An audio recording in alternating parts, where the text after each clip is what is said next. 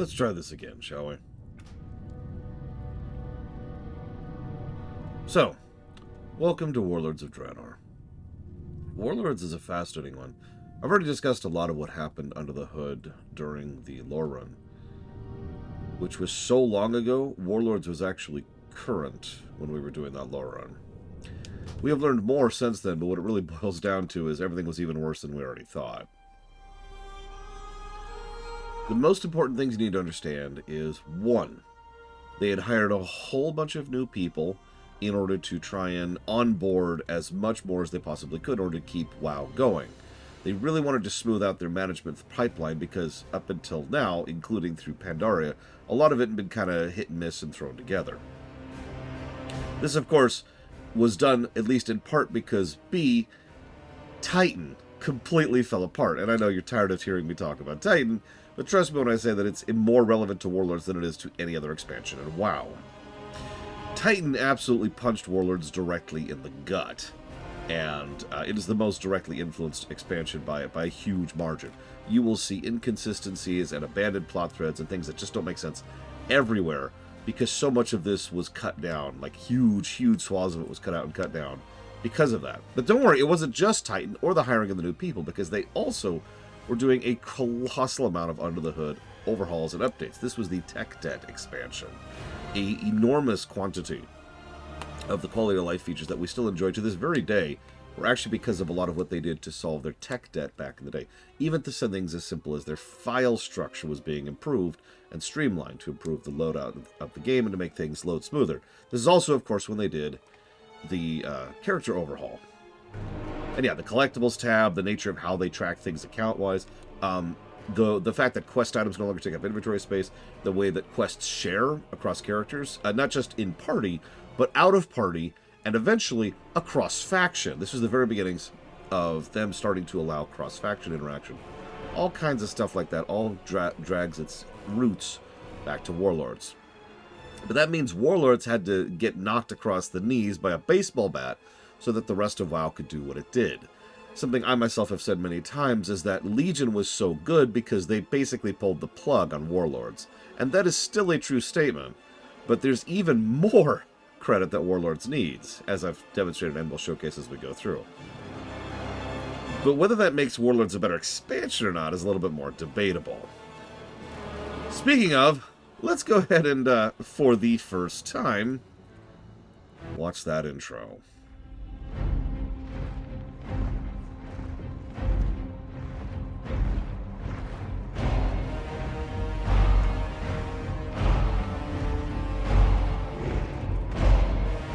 So that's the rise of Kazakh, by the way, 35 years ago.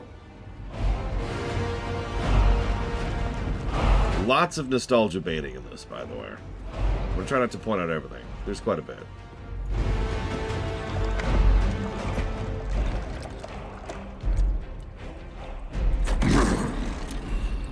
Drink, Hellstream.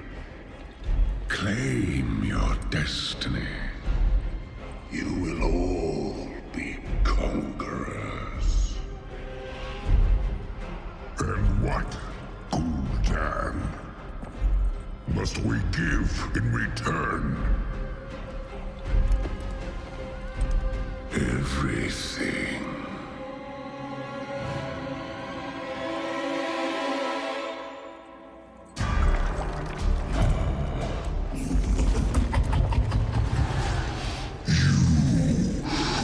Reject this gift.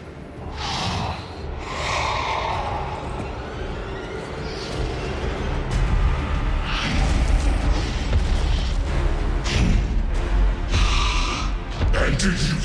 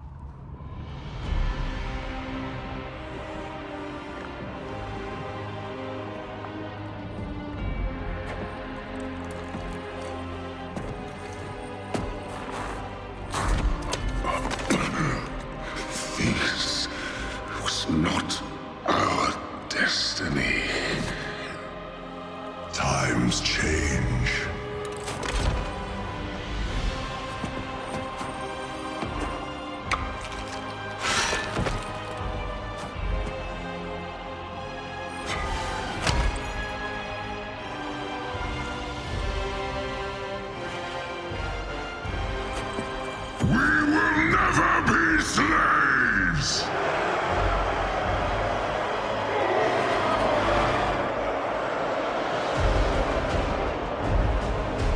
But we will be conquerors.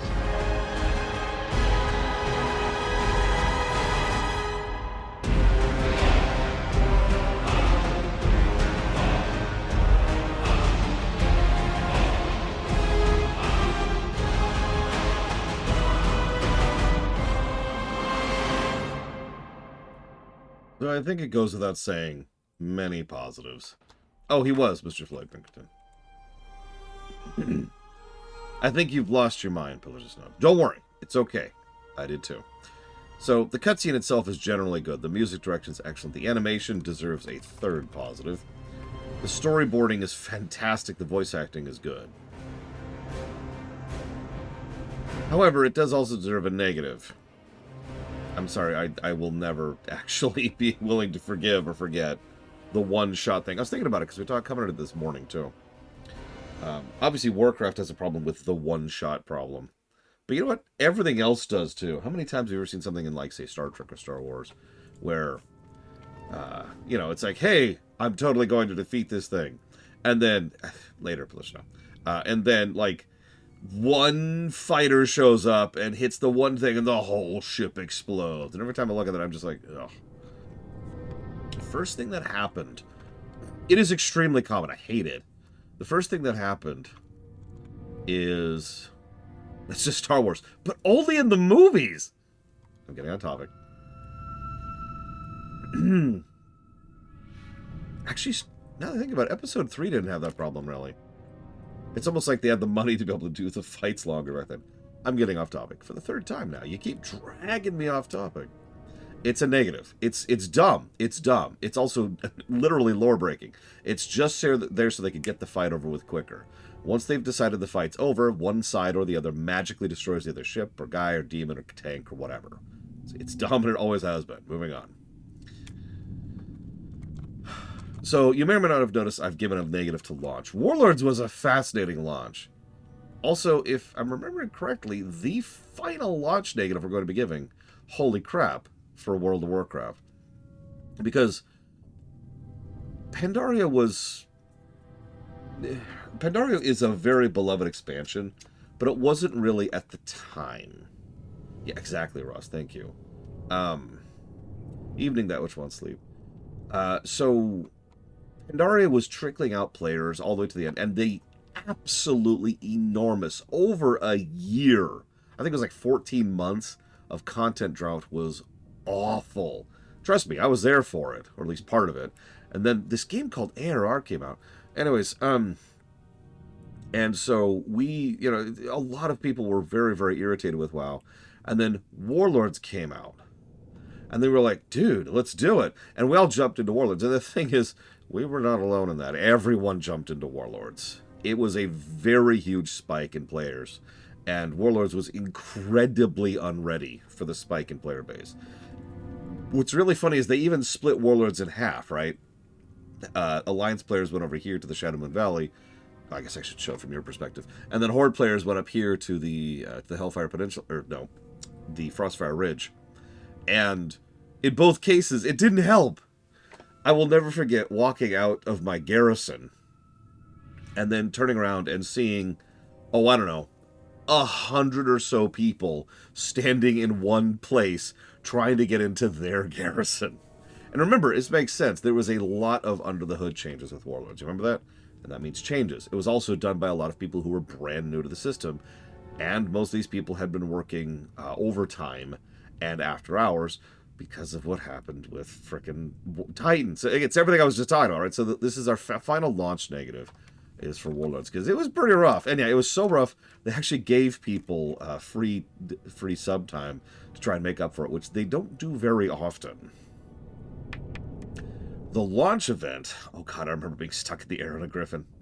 Oh, I remember that. The launch event was actually pretty good, all things considered. There was a thing, we'll actually showcase it in just a minute, but there was a thing down here, right here. And the Blasted Lands had this invasion of these group called the Iron Horde. And they were all charging up and trying to take Dreadmaul Hold and knock over Netherguard Keep. And so we're like, all right, we got this. But a small little force infiltrated past them. Now, all of this is in the game. In fact, it's literally in the game. If you check the dungeon log here, it even talks about it right here. How many of you knew there was a lore blurb for every dungeon in the game in the dungeon log? Anyways, so they charge in, they reconnect with several of the Garrosh loyalists on this side of the portal, and they all charge in here with a very simple plan. Now, I have to actually correct myself from this morning, because I checked something, double-checked myself on something, and I mentioned how their primary goal here was to wipe out millions of innocent people, and that's actually not true. So, I apologize for that. That was their backup plan. Their backup plan was to mass murder an uncounted number of civilians and probably cause mass devastation to an entire continent. Because they were quite literally going to try and drop a nuke into a volcano. Their primary plan was they were coming here and trying to set up a launch base in order to launch an invasion on Stormwind. That's one of the reasons why they have so many of the Dark Horde remnants here, as well as, of course, the Garrosh loyalists. So you've got Dark Horde, you've got Dragon Maw, you've got Iron Horde, all of which are combined here in Uberson to make this kind of interesting mixed force, which is doubly amusing to me, given the fact that this is supposed to be the pure Orcs, but let's just ignore that for a second. So, there's our first boss, Orbender Gorashan. Now, I failed at talking about this guy this morning. It really, the moment I couldn't even talk about a simple boss fight is the moment I should have just paused the stream. But, I am stubborn, what can I say? So this guy, he's an Orbender. Why is that significant? So the Iron Horde are functionally, technologically superior to most of the rest of Azeroth. I know that's kind of an asterisk-y thing because there's different lines of tech, right? Some people have more medical tech, some people have more transportation tech, some people have more storage or healing tech. You get it. But the Iron Horde are actually pretty advanced. They use magic and knowledge of the elements in order to kind of bypass several steps on the tech tree. So they actually can work with things like, for example, Blackrock ore, which most people can't. Blackrock ore is extraordinarily hard to smelt and work with. So yeah, they quite literally have metal benders, ore benders is what they actually call them right there. And that's why this guy is significant. The whole reason this guy actually paused here in the Iron March's vanguard into the Upper Blackrock Spire is because he has been studying what the Dark Horde had been doing here back in the day, the original demonic horde. Let's go and grab a couple of these. No, although lol, Jay Palmer. He actually has kind of a cool mechanic. Who dares disturb my research? And that's why he's researching. So down there's this little orb that pulses periodically. You kind of want to avoid that, obviously. But up here, periodically... Oh, yeah, by the way, there's two of them. Up here, he'll obviously do his own Blades of Steel attack. But he also occasionally does that. And he's supposed to pop down, avoid the shrapnel, and then go right back up. It's a neat little mechanic, and occasionally he'll also go invincible and use one of these things in order to become that. And then you have to pop down and click those while dodging the stuff there.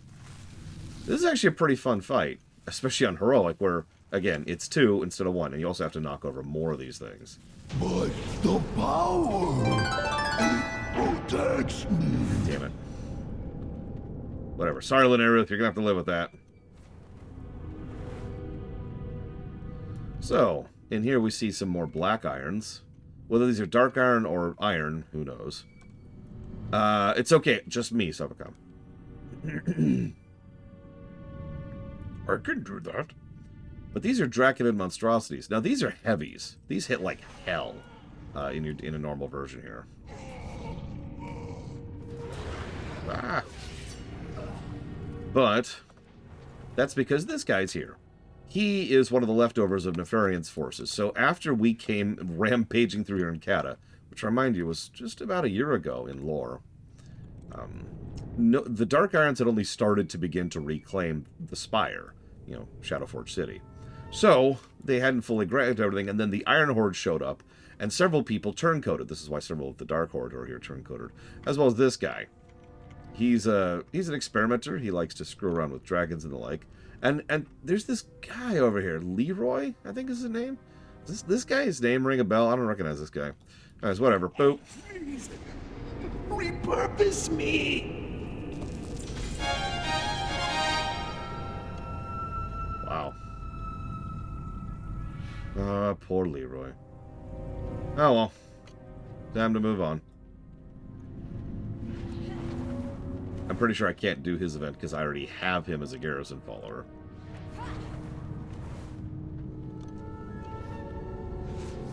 Oh, that video came out an extremely long time ago. What's funny is several people, yes, I'm counting myself in that list, recognized that it was fake immediately. Staged, might be a better way to phrase that. I could res him, but I think because I already have him, I can't. So. As you can see, there's remnants of the Dark Horde here, several of them throughout. Although, of course, it's just ogres and orcs, because you gotta have that orc supremacy going on. Now, pause. I do want to give a public apology to Bladefell now that Bladefell's here. I have no excuse and no circumstance to add to it. I just wanted to say I am sorry. So, that over there is Zayella.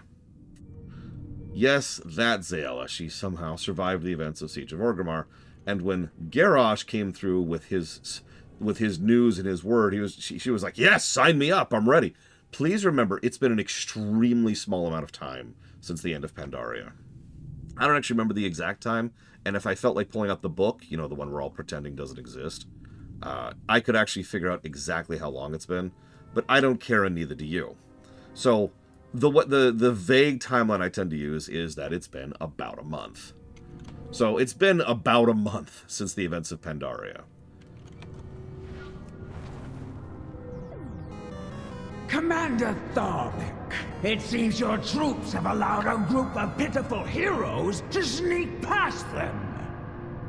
I apologize for this failure, Warlord Zayla. The Iron March will take care of these intruders. Iron March! Kill them, or I will kill you! Kill the one in that dress! Well done, Commander! But it seems the intruders are still quite alive! What? Unacceptable! Kill them, you fools! Okay, let's see. So just JRPGs in general, Dealer's Choice, and the Awful Block. Thank you very, very much, Savacom.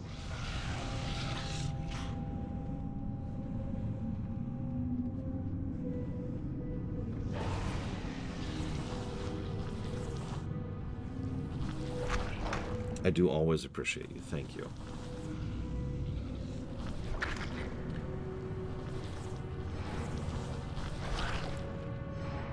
Oh, I have to specifically pick something from Lore's list. I'll pick something later. I'm not actually sure what's on the list by memory. So I do want to comment on one thing here. And that's that I love killing everything in one shot. No, This is... It was, you're right. Do your men not know where the sharp part of the axe goes? I don't understand. These intruders fight with the fury of Gromash himself. I will hear no more of these excuses. I am going to go prepare the weapon. Take care of these invaders, or I will show you how a true orc deals with failure. Yes, Warlord. I will handle this personally. Fetch my mount. I am tired of watching you peons disgrace my Iron Horde.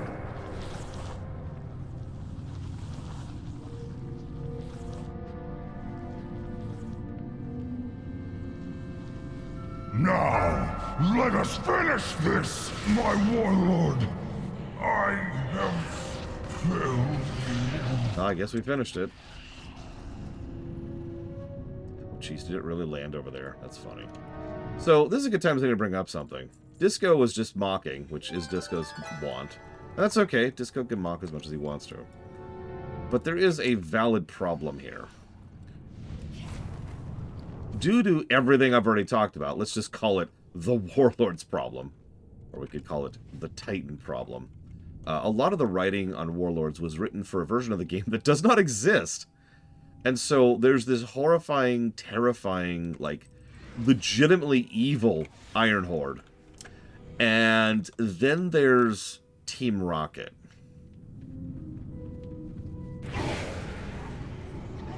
It's always really obvious which one's on the screen at any given point in time. Now, it's worth noting these two things aren't necessarily contradictory to each other. But, for example, anybody who's ever done, I don't know, random example here, the Iron Docks, just the Iron Docks, knows exactly what I'm talking about. These are just the ogres from the Dark Horde, Mr. Clay Pinkerton. So, what we have to decide is how we give negatives for that. Because it is very dissonant. But, like, do we give negatives for each time they're serious, or each time they're bumbling, or each time they're just kind of dissonant in general? Like, I know my initial knee-jerk thought on that, but I'd love to hear your guys' thoughts on it. This is actually a great fight in Heroic, by the way. I know you're tired of hearing me say that. Look at how fast those come out on Heroic. And you have to deal with all the whelps, too.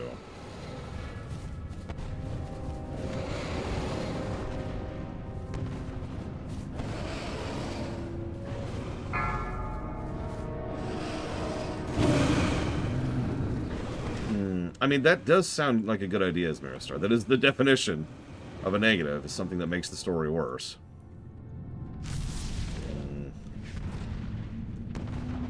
We'll have to debate that, for example, when we get to the Iron Docks, then.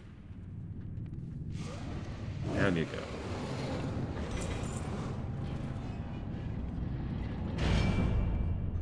go. So, I mentioned the nuke in the volcano thing. So, very, very quick history lesson. Blackrock Spire here, the actual mountain, excuse me, Blackrock Mountain, was created when several... Oh, definitely serious, but was created when several... the three major dwarven factions... We haven't really talked about the War of the Three Hammers, have we? About 300 years ago, there was an event called the War of the Three Hammers. The three dominant dwarven tribes were all at war with each other, but at a certain point, it kind of became the Bronzebeards and the Wildhammers versus the Dark Irons. In desperation, the Dark Irons used a summoning spell they probably should not have, and they summoned...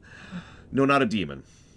Almost as bad, though. They summoned the Elemental Lord of Fire, Ragnaros. Now, that caused issues, caused the mountain to go... and smashed out most of the nearby terrain. Red Ridge Mountains used to stretch... Here, let me show you on the map. Red Ridge Mountains, which is right here... used to stretch from here all the way up to, I'd say, about the Badlands. So this all used to be the Red Ridge Mountains.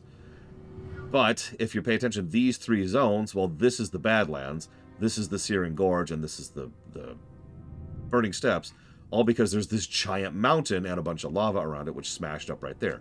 That was the location of the summon. Make sense? So... that was a big devastating thing, but it does mean that this is now an active volcano, and it has its own instabilities even to this very day. So, it's true, Jay Palmer. I didn't even think about that, but you're absolutely right. So now we have to talk about Iron Stars, which is what that lovely thing is right up there. Do you see that beauty? Now, Iron Stars are wild. And the only thing I don't like about them is that they're never going to be relevant past Warlords, with one huge exception. See, Iron Stars are actually kind of brilliant, and the kind of thing that can only come from a goblin mine. They are... Yeah, it's all back to Black Fuse, right? They are a fusion generator. I think I do too, Jay Palmer. They're a fusion generator, which can also operate as a tank. So... they generated a tremendous amount of power, obviously, to power themselves, but also that can then be used to power other things. And because they generate so much power, that can just be detonated and used as a freaking bomb. Or you can actually use them to carry things, or run things, or power things. Sometimes Iron Stars are literally thrown as ammo. Sometimes they are utility things. They can be used as a vehicle or whatever. These were just invented from our perspective. Now, I'm cheating a little bit. I'm giving you a little bit too much of the story here, Bladefall. But these were invented in lore probably a couple months ago from our perspective.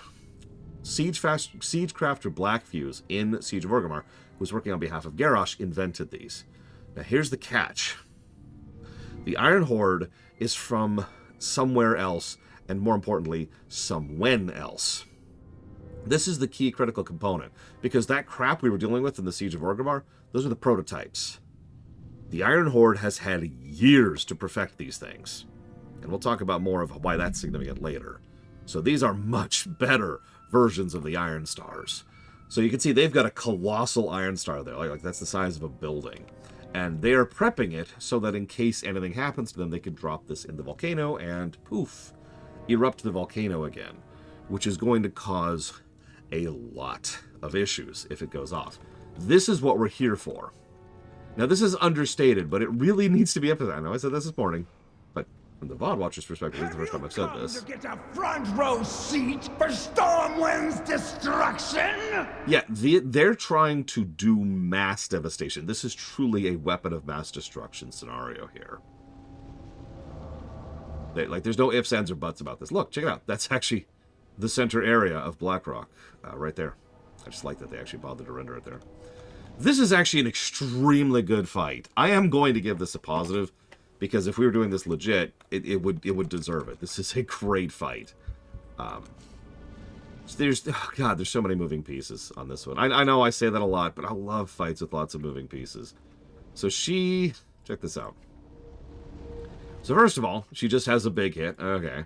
But then she likes to throw a bouncing hit, so you want to spread out. She also has a cyclone, so get the hell away from her. She will occasionally summon these dragons that are flying around here, and they'll be like this, right? And so you could kind of see, if you pay attention to the grid, it's kind of in a 3x3 grid. So this line, this column, is about to be nothing but fire, which will kill your face off. In Heroics, she summons more than one of those at a time, and where they summon is completely random, so any combo of grid and row, or column and row, on the grid can be completely locked out. Now, that doesn't sound too bad, I'm sure, unless you're paying attention to me earlier. Remember, you need to be spread out, and you need to be able to get away from her quickly, in an area where giant swaths of the arena are being covered in fire. Fun fight. I like this fight. I like this fight a lot. Good! I have been waiting for a fight! But we're just going to kill her in one shot. Boop! I'm sorry, Garrosh. I have failed you. One of the things I like about Zaela, such as it is, and she is dead, we'll never see her again, is that she really was a true believer in Orc purity. We talk a lot about Garrosh being Hitler and all that, but the harsh reality is that most of that Orcish supremacy thing comes from his advisors, not Garrosh himself. Zaela and Malkorok are the two biggest of those two, and we killed Malkorok back in Siege, and we killed Zaela here.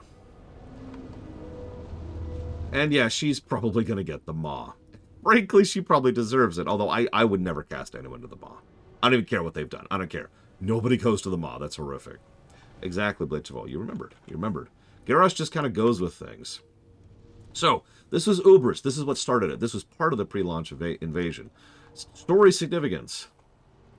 We are facing a threat that is literally continental in scope and scale, and we just run in and brush it off. And for once, that's on purpose. It's actually a deliberate thing. One of the only dominant themes in Warlords is that this threat, which should bowl right over us, is something we've got. We're not the same Azeroth from... how long ago is that, actually? 30 years ago at this point? We're not the same Azeroth that was in Warcraft 1 or Warcraft 2. I said this morning, but...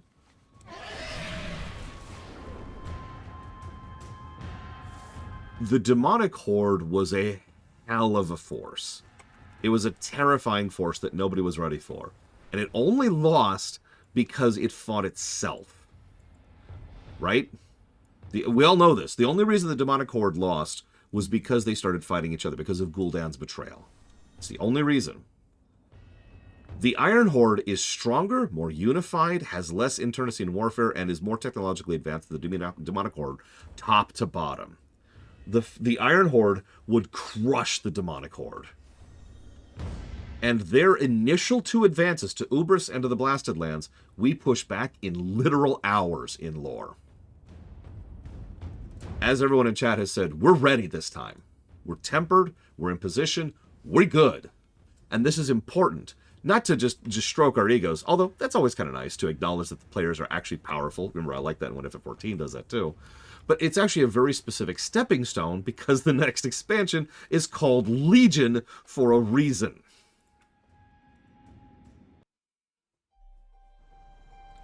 So we're going to do things a little bit differently here.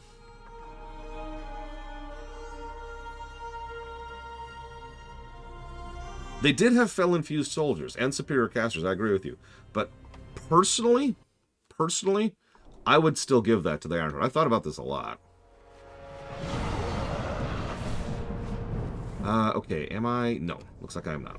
I can fix that very quickly. Forgive me for doing a shaman again. I screwed up this morning and I'm trying to fix it. Again for the first time. Oh, I already am in Draenor. Okay, cool. We're good. Never mind. We're exactly where I want to be.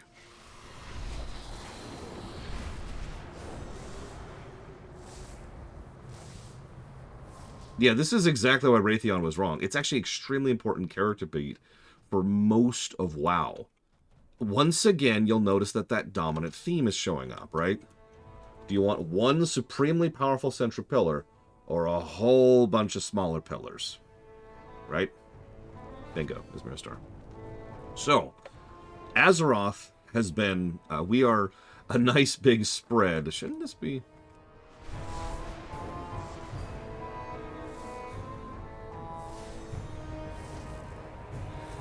Should be over here, yeah. Sorry to process something for a second there. Azeroth has been spreading its power out across more people, across more polities, across more nations. Ironically, as we remove more and more of the extremist and the violence from the board, what tends to happen over time is we get more and more individual people and groups who are more willing to help, more willing to work with us on this. It's down, of course it's downstairs.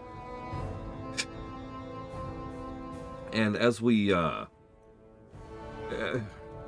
mean, the recent war we just had, right? Dude, that is such a great fight, Clouden. There's the Thrall Army. Vanguard, there you are. This is actually my guild cloak. I designed this one. So thank you, Five. Greetings. Here we go. But we'll talk about Raytheon in a minute. Or maybe not. He doesn't really show up again until BFA. How's that for a funny thought? I need to switch specs really quick because we're about to be fighting a bunch of stuff. And I'd like to be able to fight stuff when we're going to fight stuff.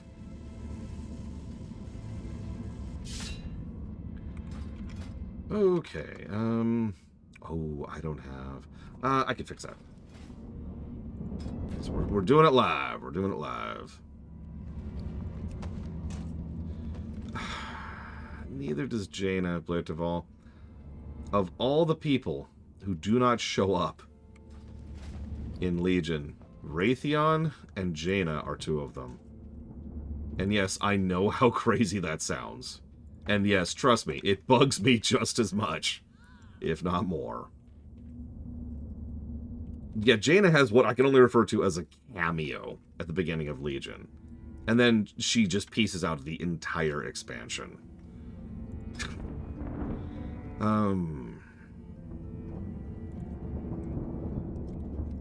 Nope. Does anyone remember the name of the Shaman mount? Oh, I actually really like when Raytheon comes back, weirdly enough. Then again, I like when Jaina comes back, too. Weirdly enough. Ah, there you are. Thank you.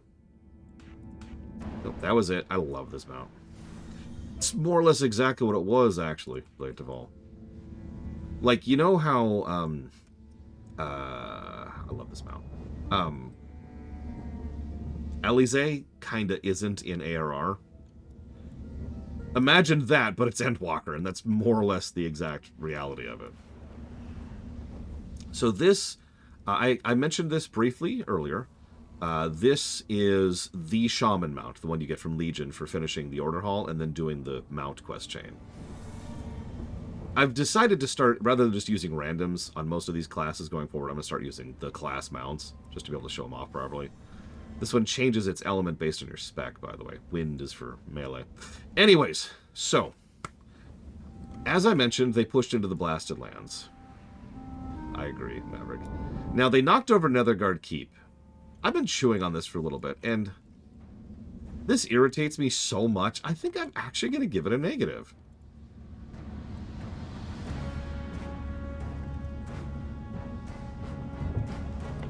Here's the dealio. Netherguard Keep is extremely well defended, and also is literally in place just in case anything comes through that portal over there, which it did. And then the Iron Horde just smashed through.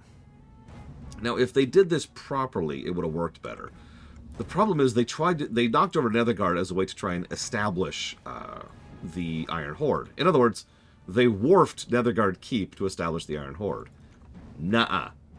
What could have happened, what I would have been more okay with, is Netherguard is under siege when we get here, and have been holding the line against the massively superior Iron Horde until we show up, and then we start the pushback. That would have worked a little bit better for me. Even if it was actually finally knocked over when we get here, I'd still be okay with that, if they had successfully, bought us the time necessary to get involved. Instead, and as Magister points out, in lore, the Iron Horde just came in and smashed it, just like that. Nah, doesn't work. Either way, negative for that. Nevertheless, as you can see, we've got a bunch of Iron Horde. Can I just say really quick? I love the aesthetics of the Iron Horde. Crude, bolted chunks of iron, just clamped onto each other. I love the aesthetics of the Iron Horde. I am so sad that we don't have more Iron Horde themed outfits and gear in this game. Because we don't, by the way. Like, I'll kind of spoil this for you a little bit. If you look at, like, say, wrong thing. Over here, in, appearances, there we go, go away. Let's just look at our Warlords themed gear for a second, shall we? Hold on a little bit more. We got, this suit, which isn't bad. That's not really the problem. But it doesn't look very good. It doesn't look very Iron Horde-y. Then we got this suit, which is just... What? And then we got this suit, which is... Huh? Yeah, the aesthetic... It's not bad. There's some good gear in Warlords, but it's not Iron Horde aesthetic. And that's the part that irritates me. There's like one, I want to say, that actually has that. There it is. This one right here. This is as close to Iron Horde aesthetic as we get. This is the warrior suit, which I have almost all of, from Blackrock, from the Foundry. That's true, Cloden. But all I'm missing is the one off of Korag. Yeah, I've farmed the hell out of Foundry, as you can tell, just from looking at that. Oh yeah, I love this is when they really started to do extra special stuff with the Mythic gear. Look at the difference between Heroic and Mythic there. Oh, I guess it is the bracers. I don't know why I thought that was the belt for some reason. Oh, there's the belt. Anyways, I'm getting off topic. Apologies. You're right, we didn't actually look at the transmogs for Pandaria, because I'm a freaking moron. Wait, really, Blade Travell? Holy crap. So... let's take this in for a second, because once again, this is as far as the Iron Horde gets.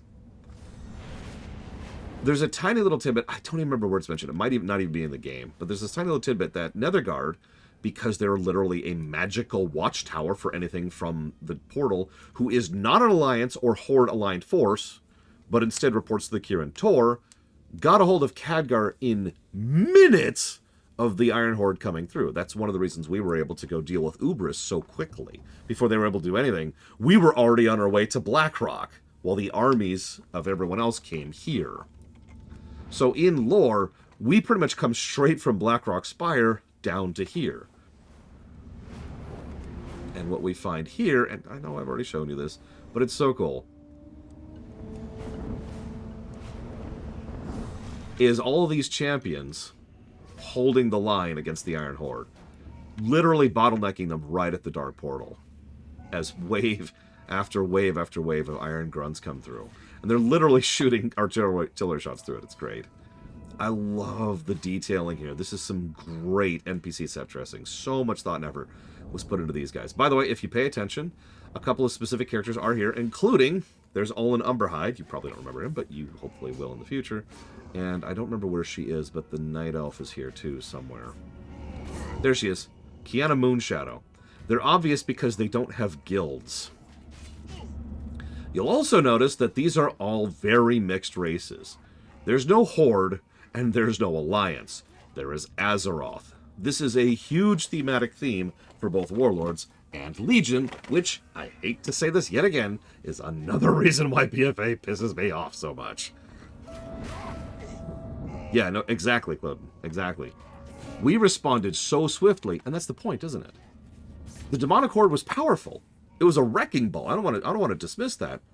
But they also had the advantage of surprise and establishment. Remember, the Demonic Horde was pushed back, or rather, was contested at first by just Stormwind, no one else.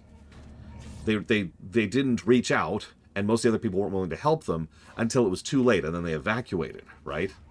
It wasn't until Warcraft 2 that the Eastern Kingdoms were fighting the Demonic Horde, and still lost.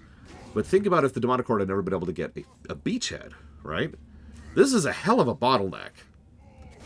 The Demonic Horde came in essentially uncontested. The Iron Horde came in, and we were ready to go in, again, I want to stress this, minutes.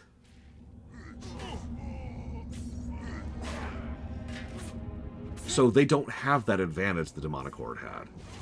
And again, it's not just that we're higher level. We're more prepared.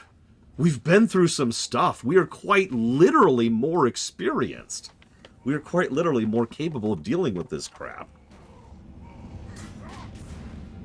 But it's also true. We also have a lot more intel here.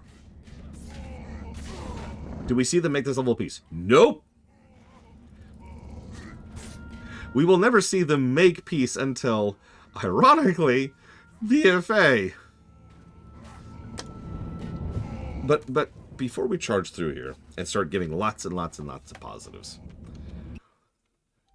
Yeah, Kagger's just doing a best of thing here. There's actually something I wanted to do last time. But again, Oron. Now, Yura said, Lore, you're dumb. You're worthless. You shouldn't even be streaming anymore. You should go kill yourself, Lore. You should commit suicide because you're Hitler and a fascist. And Yura was right about everything except for the killing myself, the Hitler, and the fascism part.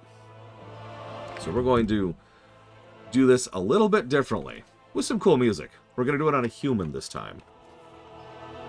I keep hitting the wrong button. Let's look at our Pandaria suits, shall we? Would it surprise you to know there was supposed to be a lead up to this Blade Javal? Warlords. Okay, so I, by essential coincidence, have a fairly large amount of the Pandaria suits, because of frickin' course I did. Because I got everything. So, you know, I even have, like, the world suits, which were even added to this during the remix. And there's the Dark Shaman suit. I love this, by the way. Pax wears this suit because it looks cool, and every time I see it, I just think, you know what that means, right? And he's like, yeah, it still looks cool. It's like, okay. All right, whatever makes you happy, Pax. But this is the Dark Shaman suit, and it looks pretty solid, I think. Ignoring the obvious connotations of being, you know, horrifically evil. It's a solid suit. It doesn't go to any specific class. It's just a solid suit. And in fact, that's why I'm just kind of going through these in general, because most of these, like, they really benefit from the increased texture ratio on a lot of this. Is it still available? Yeah. You can get it from Siege of Orgrimmar. And next patch, they're adding a Pandaria Remix vendor into the retail game. We've also got this outfit, which is essentially just the Shadowpan outfit. And a couple of color variants on that. And of course, this is just your basic gear from leveling. All the leveling gear here. We're just going to kind of skip over that really quick. Because the first one we want to see is our first set. So, we'll start at the top with Warrior and look at the Heart of Fear. Now, I'm going to be honest. I've never liked this. Not yet as Mirror Star. It's coming in the next patch. Nobody listens to me. Why does nobody listen to me? I'm so sad. One second. So let's do...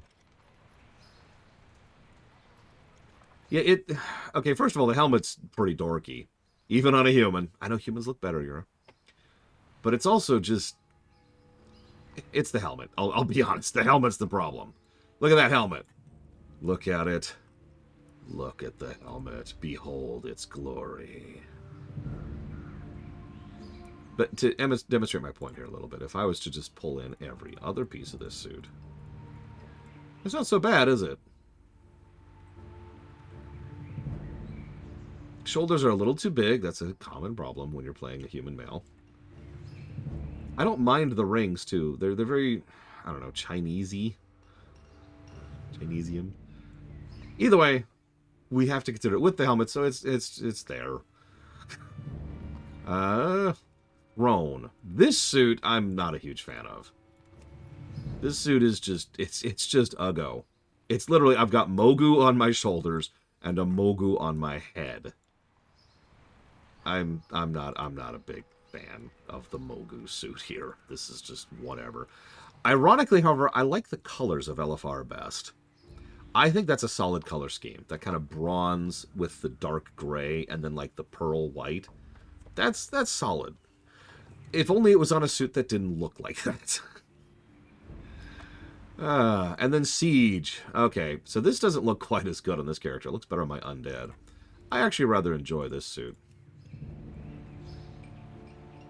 It's, I don't know what to talk about. It's bones.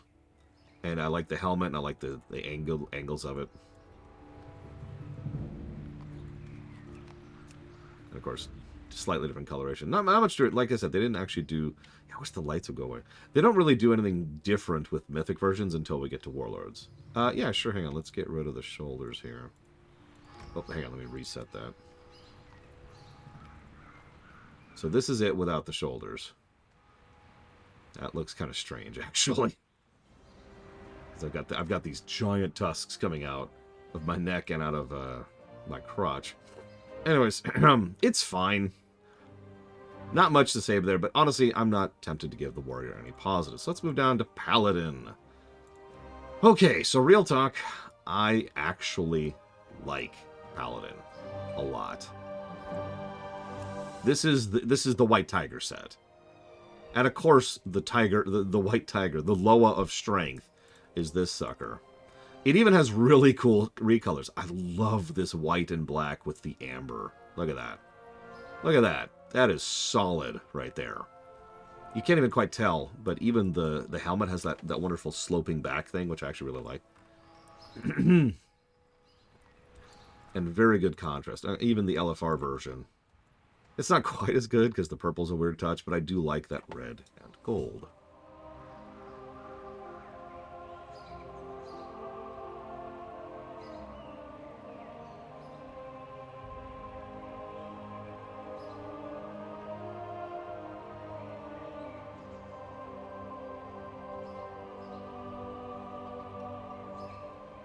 Either way, pretty solid suit.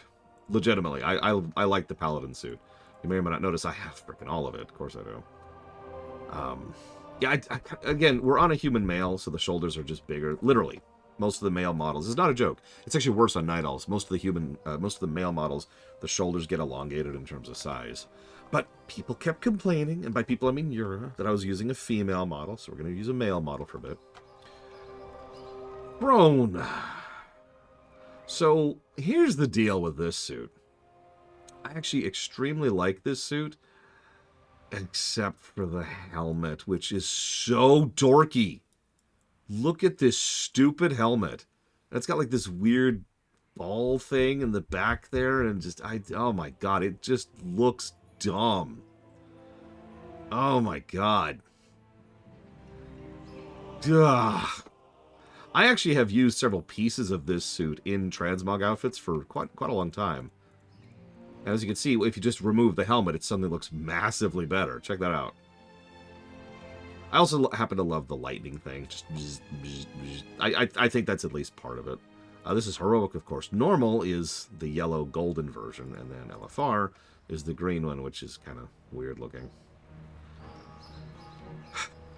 But then we got this monster. Check this thing out. So hang on, let's go down to Raid Finder first. This is awesome. Look at that. Do you notice the glow that's slowly coming into the feathers there? And if I give it a few seconds, it's already starting to happen. It's so slow. Sometimes I don't even notice it happening. The glow also then recedes, and then they go back to being normal feathers. You'll also notice the glow goes away on the script on the shoulders. This is Paladin. This is Paladin. There you go. You can actually watch the letters light up on the shoulders. Look at that. Look at that. Yeah, that's some Paladin armor right there. Now, this is Raid Finder, by the way. Normal looks like this. And then Mythic, because this is our first Mythic, looks like this. This is just Retribution at this point. I think I could fairly say not too shabby for the Paladins.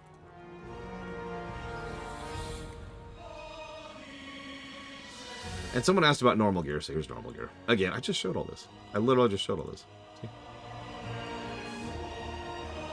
So here's, like, for example, the dungeon suit. I suppose I could show off the dungeon suit, because honestly, this is one of my favorite dungeon suits in terms of plate in the entire game. Look at that. This is your bronze, of course. We've also got the dark one and the whoop, whoop, whoop, and the kind of lighter toned one. I really like this set. Look at that. Look at that.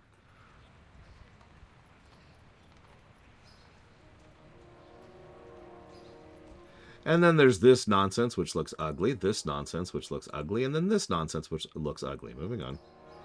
Hunter! Okay. Hunters have had exactly one okay set so far, if you're paying attention. So we got this, okay? So first, let's look at our world suits. Okay, that's ugly. All right. Okay, that's ugly. Okay. That's dorky. Okay. That's absolutely garbage tier. Okay. Hello, I am a hunter. How are you today? Okay, so, yeah. Let's move on to the actual set. Surely it'll be better. Oh. I mean, it's not as ugly as some of the previous hunter sets, right? I mean, it's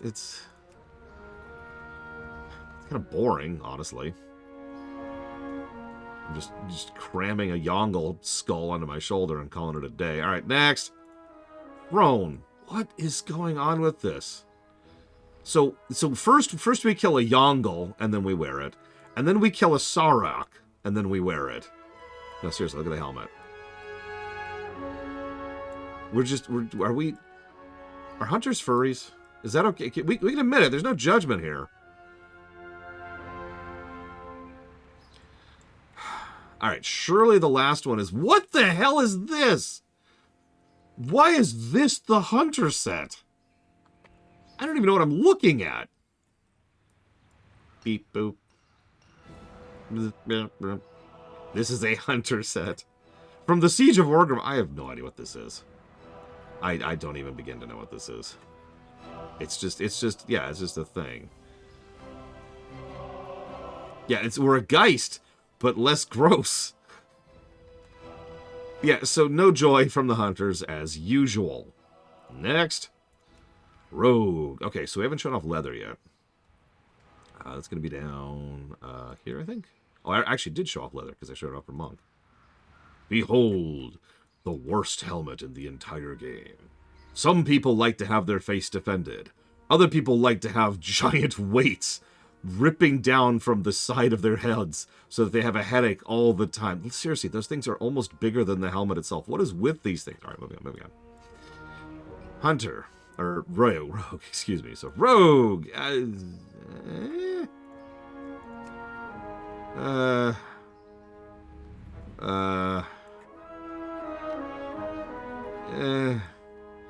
as usual, and I know I feel like I'm saying this a lot, I'm not a big fan of the helmet. I like having the extra daggers. You know, we got some daggers on the shoulders. We got some daggers on the helmet. A dagger on the crotch, very important. You need that one. Yeah, this is another get rid of the helmet. It looks better, but... it's okay. Surely it'll get better with this. Okay, you know what? You know what? That's actually not terrible. I'm kind of okay with this. I like the wolf belt, first of all. It's a nice little touch. And the helmet's not terrible. I also like how instead of just being randomly edgy, it's actually got some design there, like the fur setup. All right, yeah, not terrible, not terrible. I'll give you that. I'll give you that. And then there's this. I don't know what this is. I don't know what I'm looking at. This is leather gear, I feel like, reminding people. You could tell by the giant metal-plated belt and the giant metal helmet. Like, this is Darth Malak, is what this is. We have turned into Darth Malak. I will send endless armies of droids at my enemies. Sir, what's a droid? I'm in golems. Yeah, okay, whatever. Moving on. Priest. We haven't shown off cloth, I don't think. So here's Cloth World. I actually kind of like this set. Not this color. I think green is kind of the best. But I'm kind of okay with this set. It's a little too detailed, but it looks kind of that ceremonial roguey thing. So that's something. This one's alright, yeah. We had a few pieces of these when we were going through. This one's... I had a lot of this gear on for a long time on my mage. It's fine. You know, again, very, very ceremonially. A lot of robe kind of look. And finally, the set of awful. Hello. I have decided to wear this for some reason. I can't make fun of it properly, so we're just going to move on. Heart of Fear. Dear Blizzard, find who keeps designing your helmets and fire them. Sincerely, me. Like, for real, what am I looking at here? It's even asymmetrical. We've got a bulb on our head. And it's got the nose thing just to make, you know, peak dorkiness there. Yeah, not a fan of that.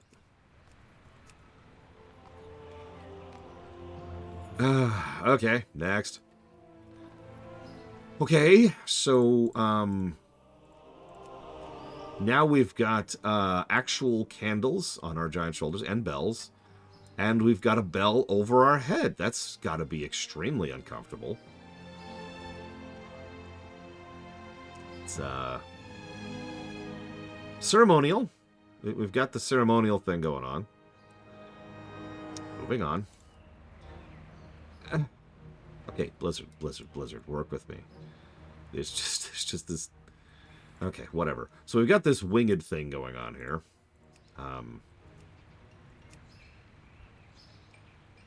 I don't hate this, but that's about as nice of a thing as I could possibly say about this. So we're just going to move on from that. So Priest, no joy. Death Knight. Now, we've already seen the plate stuff, so we're just going to go right to...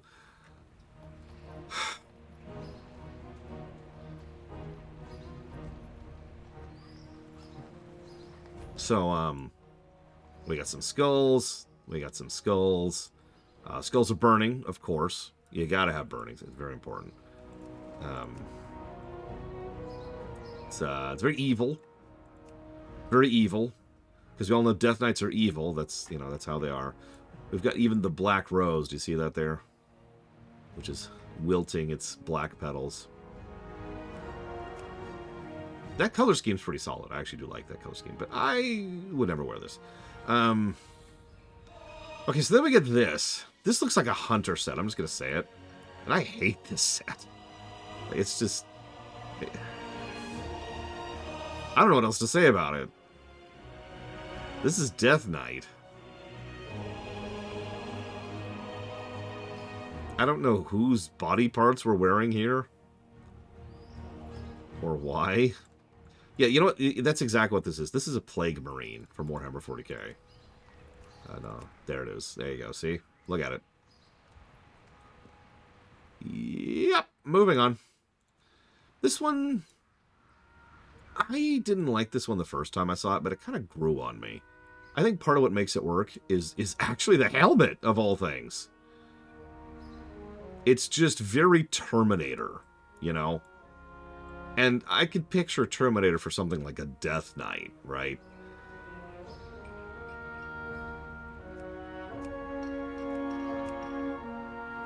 There's our Fell Terminator, if you prefer. Yeah, exactly. It's got this death robot vibe going on for it. Alright, next, Shaman. Don't worry, we'll do Druid, the worst one last. So, okay. So, yeah,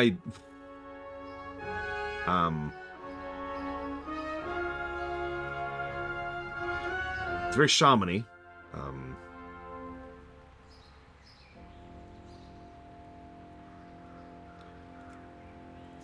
It looks like they went out and grabbed a bunch of feathers and glued them to themselves. I have no idea why this comes from the Heart of Fear. But I know. They've dipped their toes in and out of the theming thing.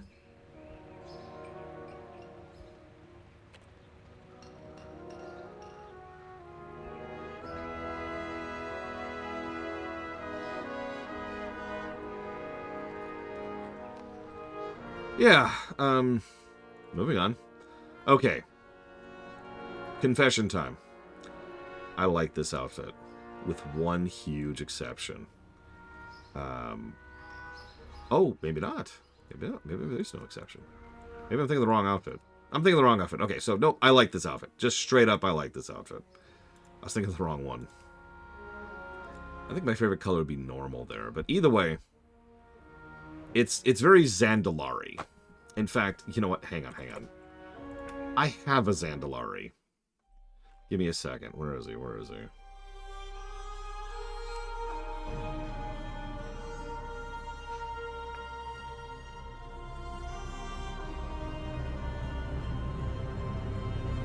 As I say, you've probably seen me use that Transmog on my Draenor, I believe, who was my Shaman for the longest time. Also, really quick.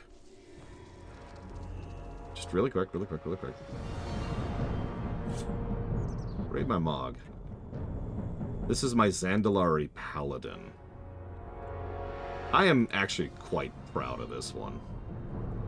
So, as usual, it's pieces from all over the place. This is a chest piece from BFA. This is the helmet from the Heritage Armor. The shoulders are from the War Within preload. The gauntlets are from the Shadowlands pre-launch. The leggings are from the the Plunderstorm thing. The boots are from the War Within thing. And that weapon's from Uldir. There, okay. Stop looking at the weapon. What do you think?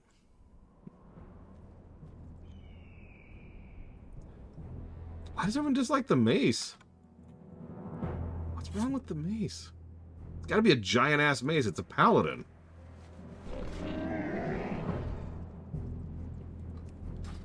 Oh, I have just the thing, Wanderer. I will admit, there's actually another mace I like to use with this exact outfit. Just double-checking something. Is it that one? I mean, there's always sulfurous, but, you know. No, it was the first one. I was right the first time. There it is. Good fortune to all friends of the Grummels. The color isn't quite right, which is why I moved away from it. But I happen to really like this particular mace. It gets across everything it needs to. It just looks like this giant, bulky wonk. And that's Paladin. Warcraft Paladin, anyways. Yeah, I know. It's been a while since Warcraft 3. Anyways.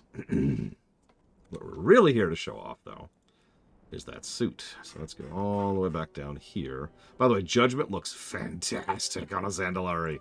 I know. Judgment looks good on everybody. Nope. Where's... Well, this is a good example of how not every suit looks good on everyone. This is what this looks like on a Zandalari. So... anyways... But this is what this looks like on a Zandalari. Look at that.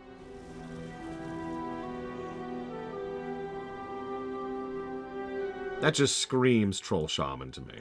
Probably one of the most Shaman sets we've ever seen, in my opinion.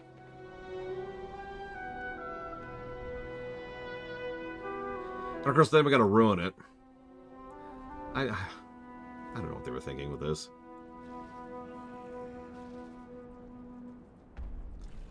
I mean, I get it, Celestial Harmony, but...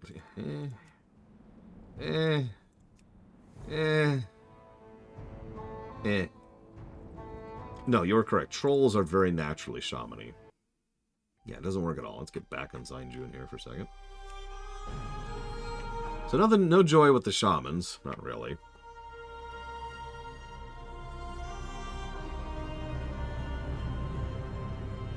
Oh, man. I can see that, Magister. Oh my god, Magister. That's okay. I forgive you. Everyone kill Magister immediately. Alright, so we just did Shaman. Let's do Mage. So, Mage has consistently had some of the best gear in the game. So, here's their initial suit. I like this suit so much I've used pieces of it in Transmogs. I love the floating, like, scrolls with runes inscribed into them for shoulders. Like, if you pay attention, they're just hovering over your shoulders there.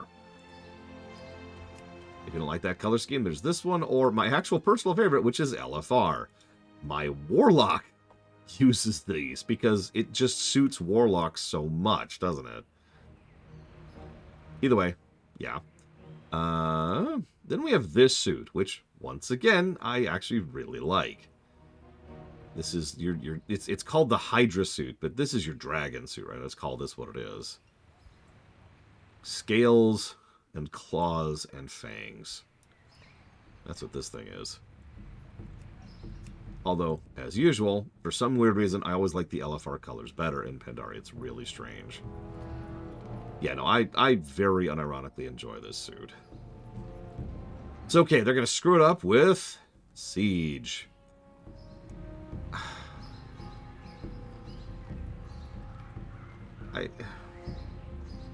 It's even called the Chronomancer, even though we're not supposed to be doing anything time-related in Siege. Yeah, I know. But, like, what? Like, just... Hello. How are you? I'm here to gaze at you from my goggles. It doesn't quite look steampunky, that's the problem. If it was steampunky, I'd probably enjoy it more. Instead, it's just... I don't know what this is. Like, you want to see steampunk? Well, then tough. Apparently I don't have it yet. There you go. Behold. No, I'm kidding. Do I have those? I apparently don't. You know what? Here. I'll show you steampunk. Or I won't. Nope, here we go. No, still no. I mean, I guess that counts. Is it only a two-hander? Whatever, doesn't matter. Getting distracted. Damn. So, Mage, not completely knocking out of the park, but you know, there's some good stuff there. Let's scooch down to Warlock. Now, surely Warlock can...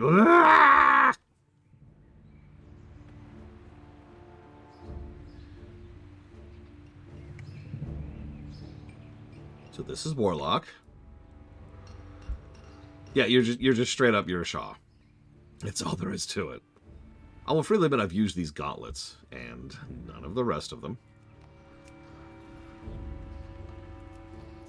That helmet is just...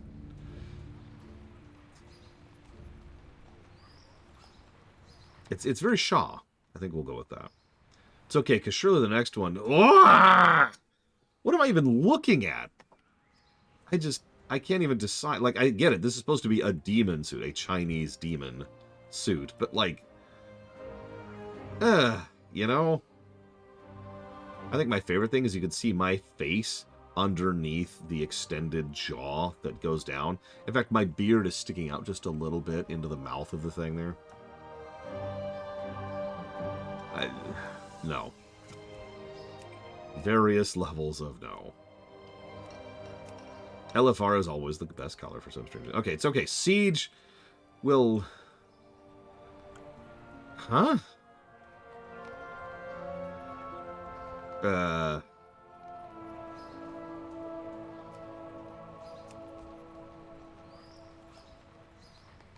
don't even know what I'm looking at, to be completely honest with you here. I don't know what the idea is or the theme. I guess horns. It's literally called the Horned Nightmare set.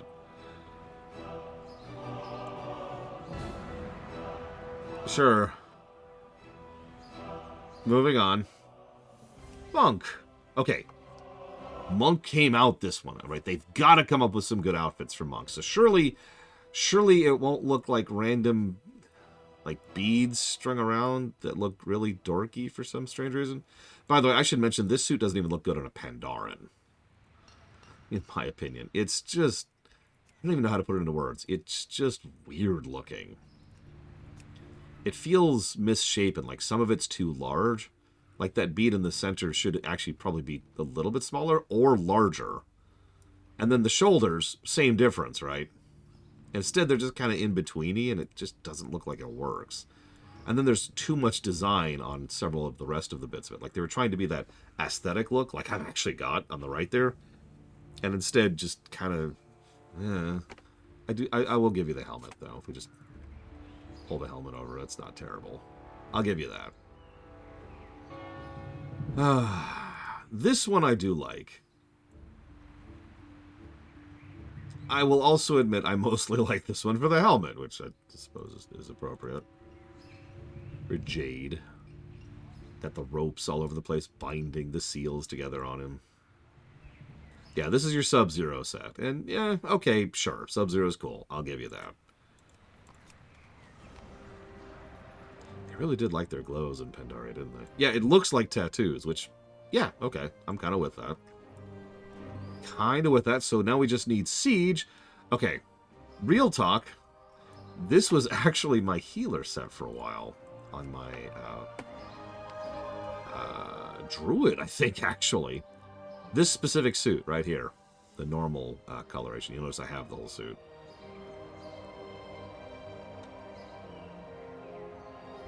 Because, yeah, it's a mist suit.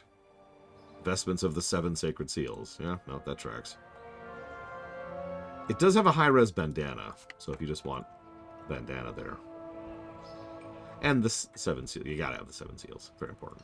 So, okay. Monk's not terrible. Which only leaves one class. Let's get this over with. So first we've got this thing. This is Druid. It's not obvious. I don't know. It's the bear bark. Like, I guess my bite was worse than my bark. I don't know. It kind of works. It's probably one of the better of these three. I think we'll put it that way. Small arachnophobia warning for anybody with arachnophobia. Because the next suit is this thing. This is probably my least favorite suit in the entire game.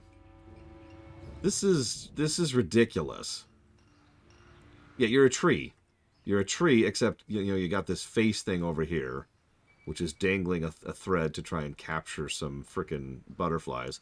That's your face.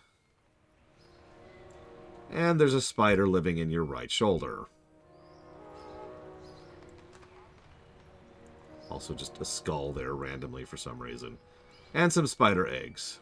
Just all over you. It's...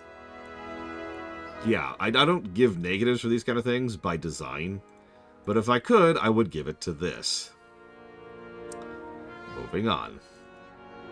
Now, the good news is that there's this suit. I actually rather enjoy this suit. It looks kind of feral druid to me.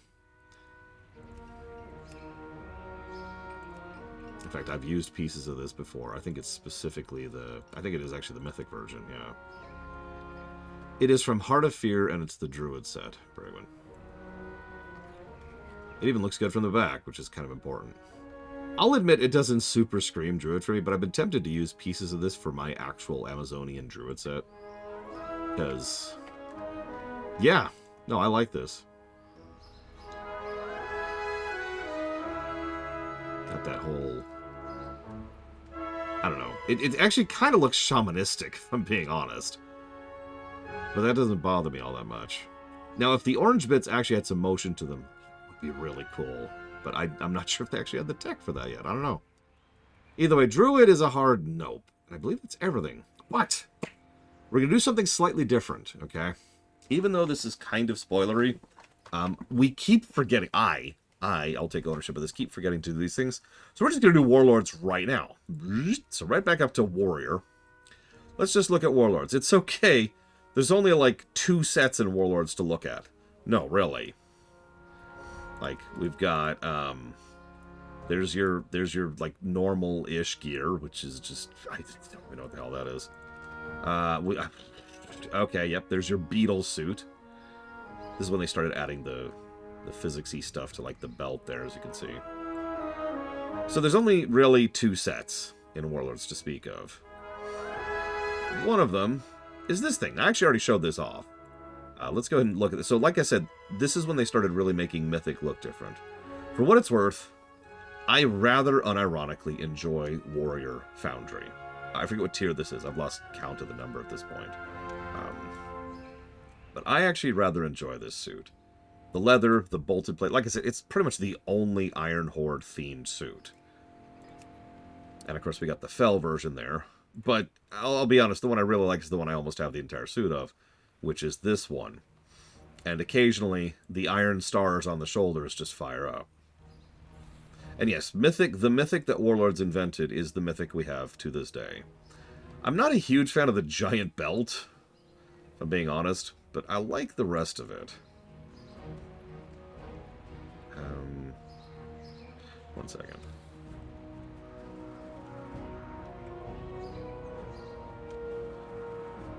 There is the other Iron Horde suit, which I don't think is even listed here.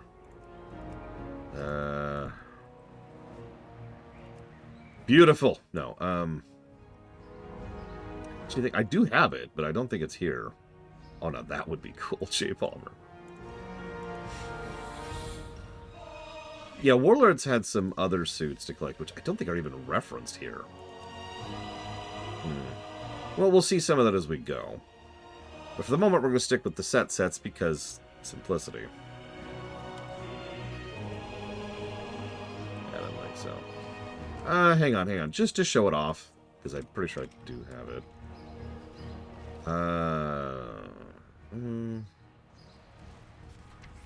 Is that it? No.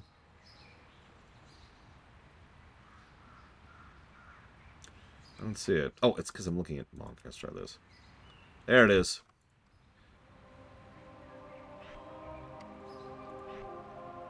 Hang on.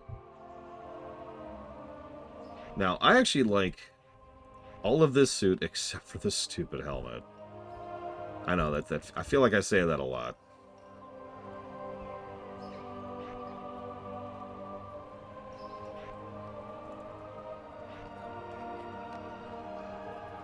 Up there. So this is the actual Blackrock suit. This is from doing the Garrison stuff.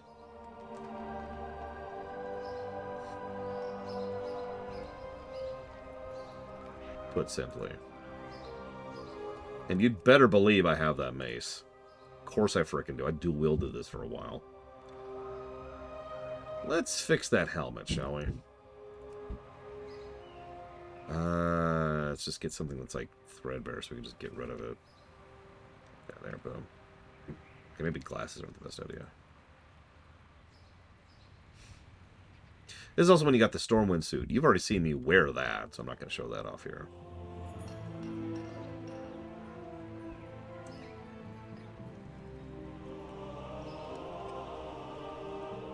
Anyways, let's go back over here. So, I'm going to go back down to here.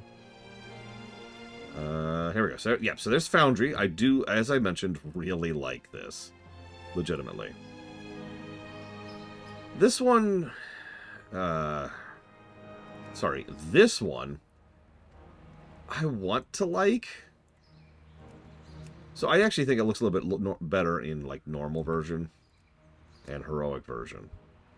As you can see, I have most of those suits too. It's, I don't know, it looks very Greek, I almost want to say. I'm not sure what to call that. But this works. This works for me. Mythic adds the Fel taint onto it. Like the Fel can solidify into a solid substance. We see this in Warlords, and we will see this in Legion. I don't know what it's actually called. It's just solid Fel, right? That's what that is. So we've just got solidified Fel on it. And yes, I do still like this suit. I do still like Warrior in general, like I said. But, Next is Paladin. So, oh, there it is.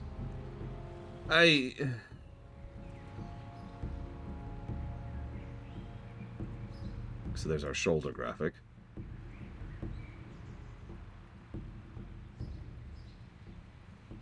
Yeah, no, it's pretty much just Murad's suit. It's fine. As usual, I don't like the helmet. So as usual, here's the suit without the helmet, which, as you can see, immediately looks better. Notice the helmet looks completely different in normal, or yeah, heroic and normal version. In fact, normal probably has the best overall color combo, the classic Draenite colors, like the bronzest gold, the light pearl, and the glowing purple. It's even got animation on the shoulders, so it's not like it doesn't have that. I don't remember. Magister. And then all of a sudden the helmet just turns into this weird thing. Whatever. Hellfire. I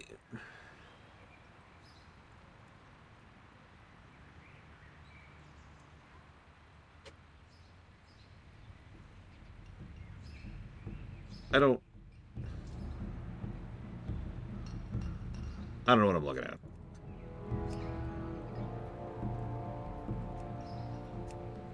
This is the Mythic version, which once again has the Fel crap on it. Wrong color, but it's still there.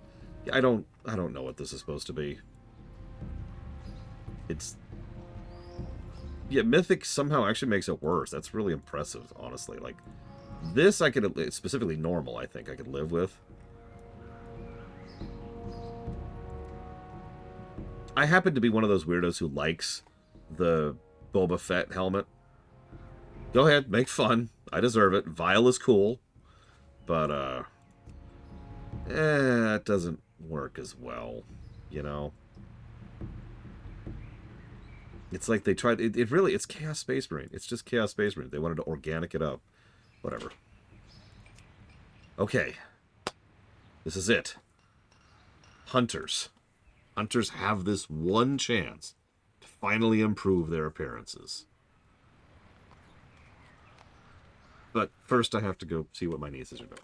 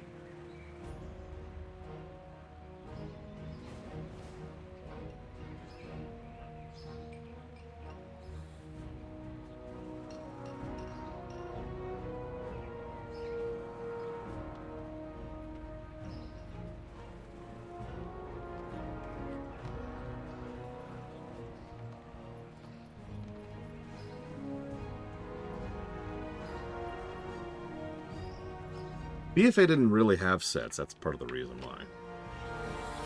So, forgive me for the pause. My nieces had to show me that it had started snowing again. And then I got hit with a snowball. Okay, so, this is it, Hunter. This is it. This is your chance. Yeah, what?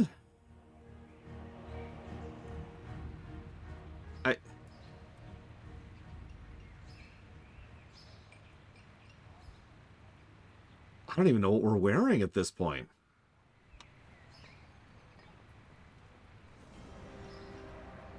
We do have the spinny belt. That's cool. Let's get. Oh no, it doesn't. Oh my god, the helmet gets worse. Okay, those are wolves now on the shoulders. But like, what's going on with our helmet? And we still have the spinny belt. So wait, hang on. Do we go from wolves to Rylak? I think we do.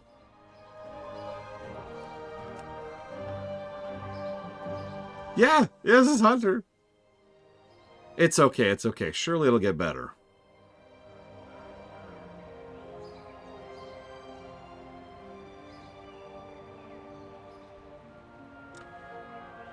Real talk? I kind of like that. Yeah, it's low tier, which suits a hunter. I mean, I know hunters are actually druids in lore, but like, that's actually like a ranger suit. I'm kind of with that.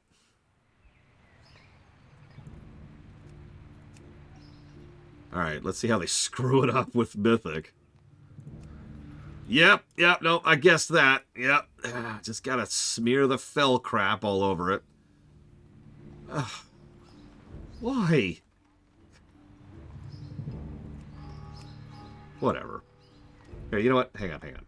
We got down to 100. I've got a dwarf. One dwarf. Yes, I have one dwarf. It's a Death Knight.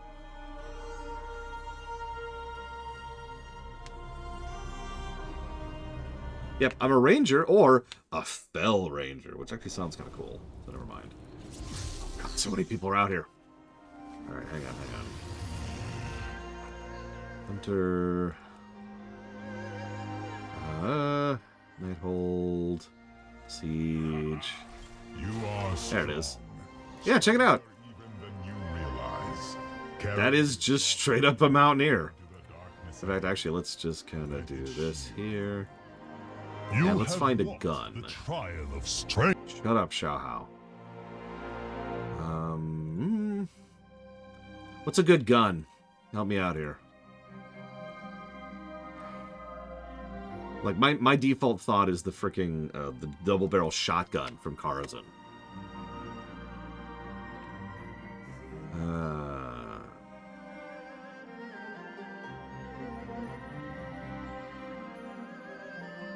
What's it called, J. Palmer? Yeah, this is the double barrel from Garrisons right here. What's it called, J. Palmer? I might not have it if it's crafted. This is a real gun in this game? What is that from? Oh, Operation Mechagon.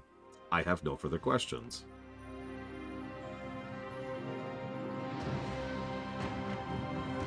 Notice we've got this thing. You know, real talk, I tend to forget Mechagon exists. I don't have a good answer for why, I just do.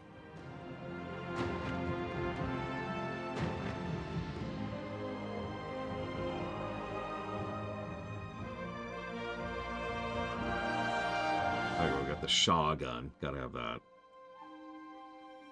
I actually remember Mechagon quite fondly for what it's worth. I guess this is the hammer gun. Bonk. There's another one.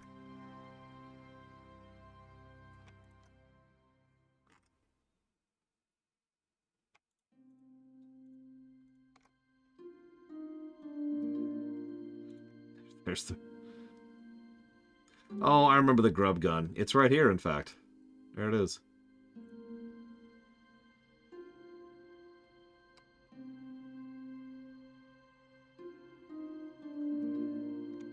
Is this it, J. Palmer? That's Corium, so that's about the right era. Why is the grub gun? We may never know. All of the gear in Encourage sucked.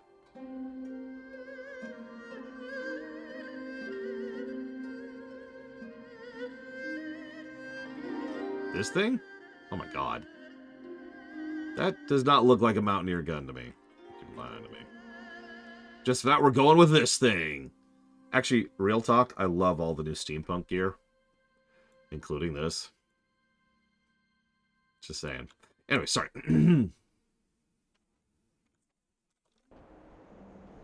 Ignore all the adopted puppies. Because they're gonna die soon. Nobody likes to acknowledge that they all die after a few minutes. They do. They actually do a death animation and they just lay, their corpses lay there for a few seconds.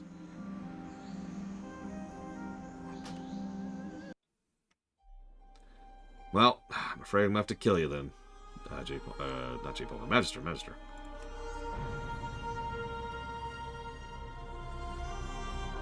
And penance, you have to try out FF14 now.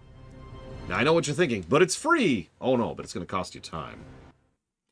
Alright, so, where were we? We just finished Hunter, I think? Yes. So Hunter, okay, yeah. Not terrible on the second one. Let's try out Rogue. Oh wait, hang on, no, I was asked to look at the other. Up.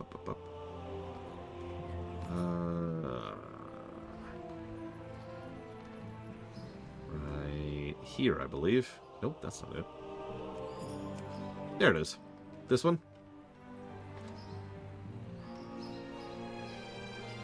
Oh, time to kill Papa Deke. Stab. Okay. Wait.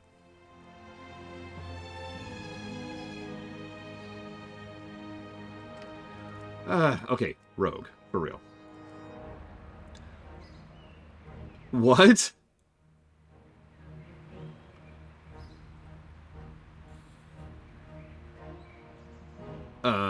I think my favorite part of this is actually the helmet. This is just straight up a Plague Knight. This is just a Plague Knight. Did you notice the scorpions in the shoulders, by the way? You know, I don't hate this. It's not... It doesn't scream rogue to me. Here, look at the shoulders. Look at the shoulders. Watch it. There it is. Do you see it?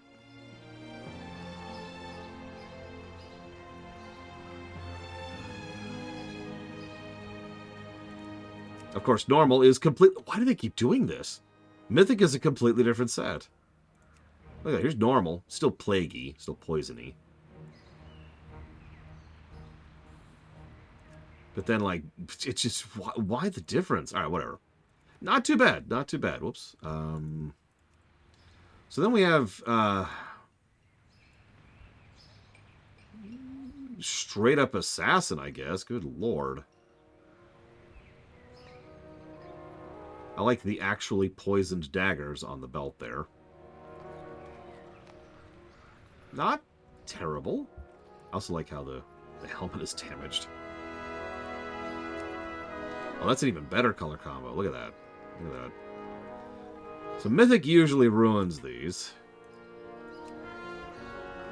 I mean, it's definitely a demonic rogue. I can't argue that. You know what? I'm gonna give it to you. Holy crap. Rogue, not terrible. This is solid. I might try to get pieces of this. Especially the belt. What's that drop off of? World drop. Okay. Priest. Alright. Here we go. Priest.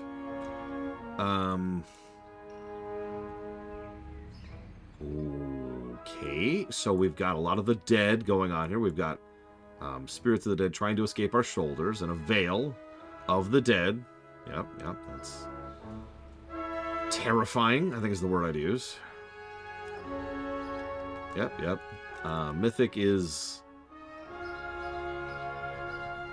completely different. Why do they keep doing this?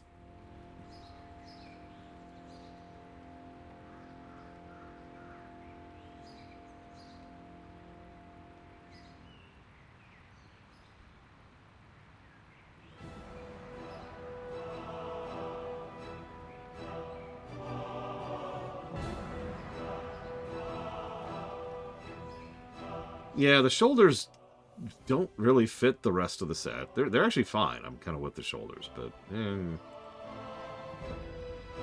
Well, it's okay, because surely Hellfire... Whoa. Okay, real talk. I actively do not like this set. I'm just going to be honest about that. Now, I'm going to explain why. Because it's kind of fine, you know?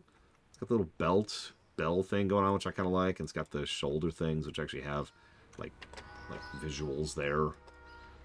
And the helmets is fine. But the problem I don't like about it is not obvious from this perspective. And that's because the wings are in the front. And everything about that bothers me. The wings are... I don't like the wings. I would rather just get rid of them completely. But don't worry. I happen to know what this looks like on Mythic, and it's much worse.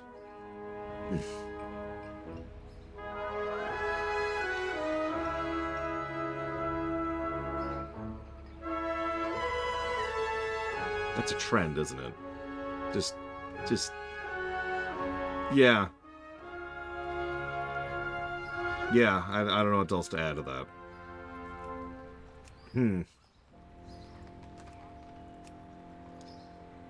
Moving on. Death Knight. Okay. Death Knight will definitely bring us back to...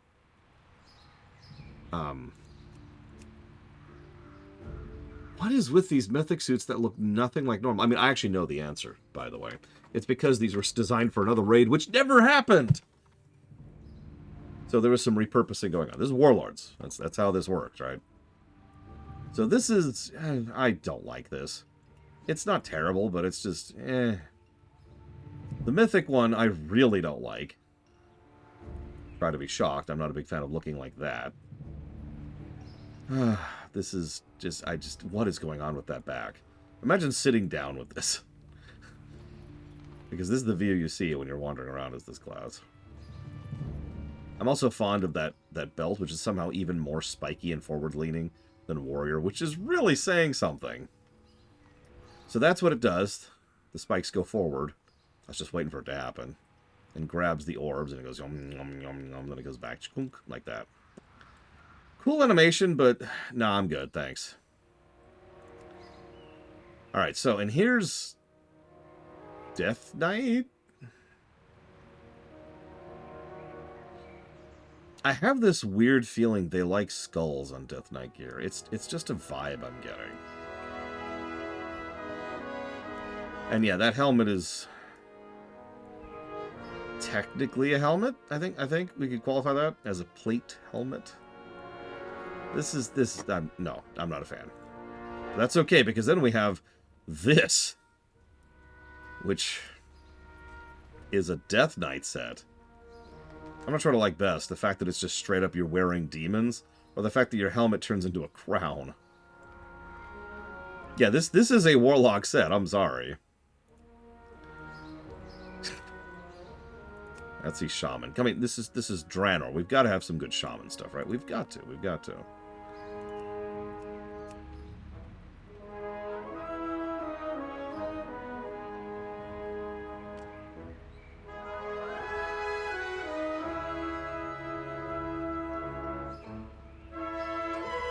I actually like the shoulders. Robe is fine. You know, they got the chains thing. I always like the chains. There's a slight problem with it, though. I know, I say that a lot. That's even a decent recolor. But then... Why is it so... I know. I get it. It's completely different. Whatever. So, of course, we lose the finigliness on our belt, but we gain the finigliness on our shoulders. And I kind of like these shoulders. This goes back to that ore bending concept, you know? We have this magnetized chunk of ore in our shoulders, which I'm kind of with. And the helmet's alright. Actually, yeah, I could see that. And there's the effect for Mythic, which I think is kind of cool. Reminds me of Deep Home in several ways. Which, again, the whole reason for that in lore was the magnets, so, once again, that tracks. Okay, cool. So, alright. I'll give you something there, Shaman. Something. Nothing else, though. So once again, we've got like a low tier thing. I don't think it looks great on a human, but whatever. It's fine, I suppose.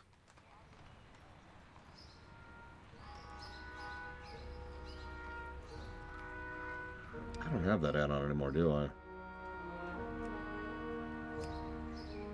Yeah, at least looks shamany, so I'll give you that. What that means is they're probably going to ruin it with Mythic. Actually, no, I'm kind of with that. Still shamany, just fell shamany. You've just swapped out runes for slightly different types of runes.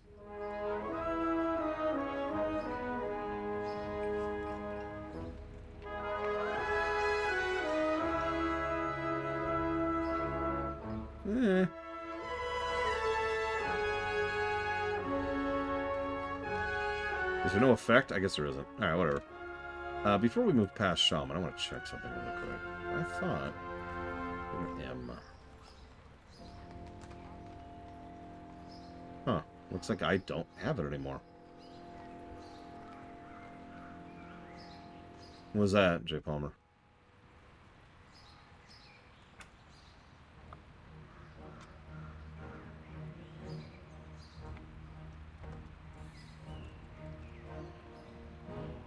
Oh, that would be cool, J. Palmer.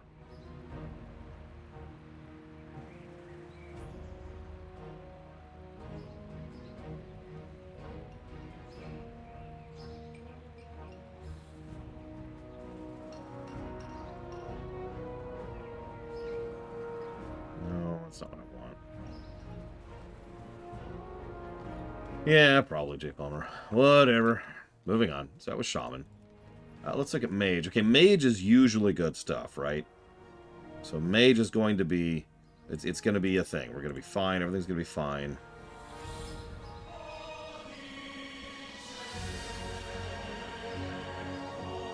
Okay, so I kind of like this, admittedly, even though this is actually a Hymal suit. This is straight up the kind of stuff that the Ogres wear. In fact, I'm pretty sure I've seen those shoulders on Ogres. And yeah, the helmet, as usual, is... yeah, it's fine. I'm kind of with this, though. Kind of that savage-looking mage thing, which, again, fits the Ogres. And then there's this, which looks absolutely nothing like it.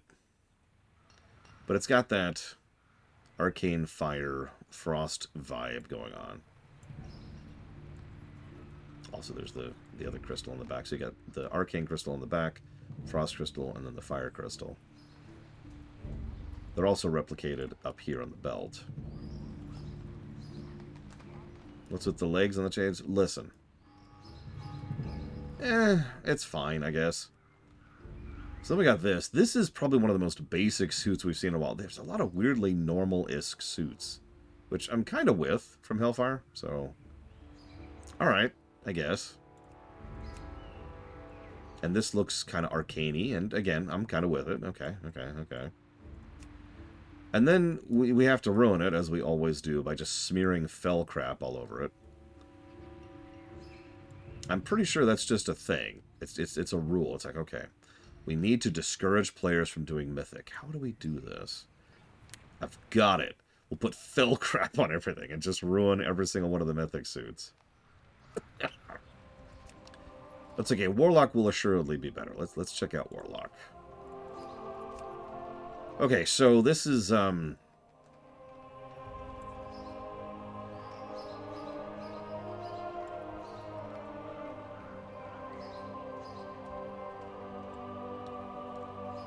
was gonna say, this is Twilight Cultist is what this is.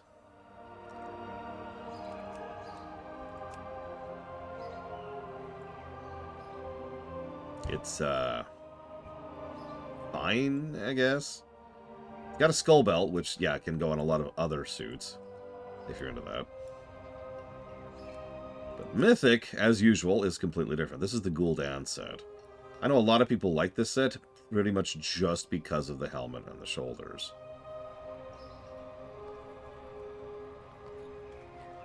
I admit I'm not a big fan. I don't like skulls. I especially don't care for the helmet. But I would be remiss if I didn't mention that, yeah, the shoulders kind of work for what they're going for. So, okay, I'll give you that one. So, speaking of skulls, so we got skulls on our shoulders, we got skull on our face, we've got this weird chain thing. That's kind of cool. A lot of chains. For some reason, we're wearing several hands. That's kind of strange. I think the AI art has gotten a hold of this one. I don't know what's up with it. This is just kind of a weird one to me. That's okay, because Mythic is even worse.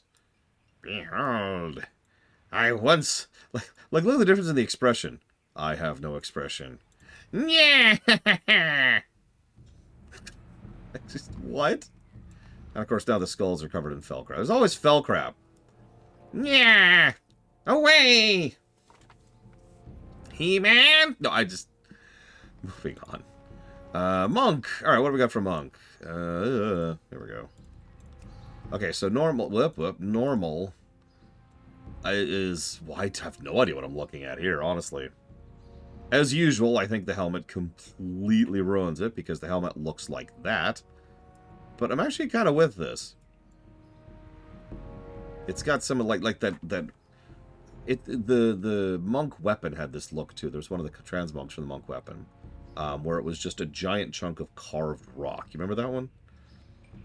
You're probably thinking, what monk weapon? The one in Legion.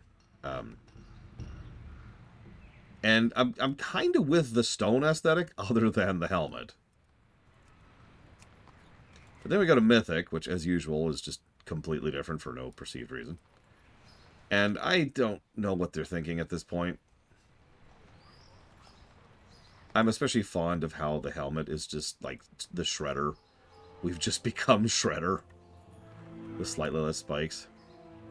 We also trail a lot of Fell Flame. I mean Monk Flame, Key Flame, as we roam around here.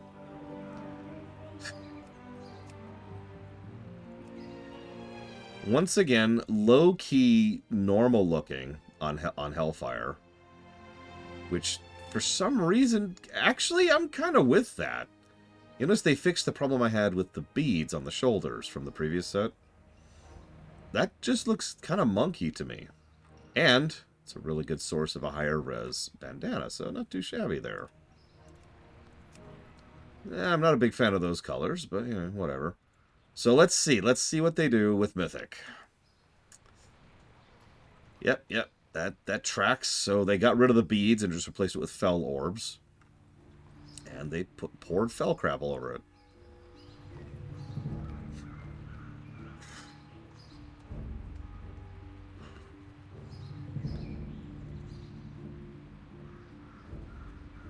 Sure. Okay, last one. There we go. So we're back to the idea of you being a tree. Oh, hang on, let's go to the normal tree. There we go. We're not to the idea of you being a tree yet, because that's Mythic only. This is Druid. I'm kind of with the shoulders. The belt's fine. The helmet, I don't know what's going on with that helmet, but I'm kind of with the shoulders. I kind of like that. Bark and leaves. That's a good aesthetic.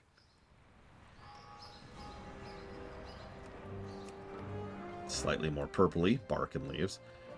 All right, here we go. We're ready for Mythic because, yeah, it's back to being this kind of a thing. So now we've got this scarab-looking helmet. And these bug shoulders. Now, I actually know several people like these just because of the wings. No judgment. I get it. But, like, why is this a bug thing? There's no bug things in Warlords at all. And of course, the shoulders are alive, because of course they are. They're not as gross as the Heart of Fear one, but, you know. It's okay. It's okay. It'll be a lot better when we get to Hellfire. Wrong one. There we go. Nope, still the wrong one. Okay, so this is what we call a back to basics. I'm not against it, though. We got the paw, we got the branches, we got the antler thing going on. Okay. Looks a little more shaman-y than druid-y. Wait, what did I say that sounds strange in a vacuum?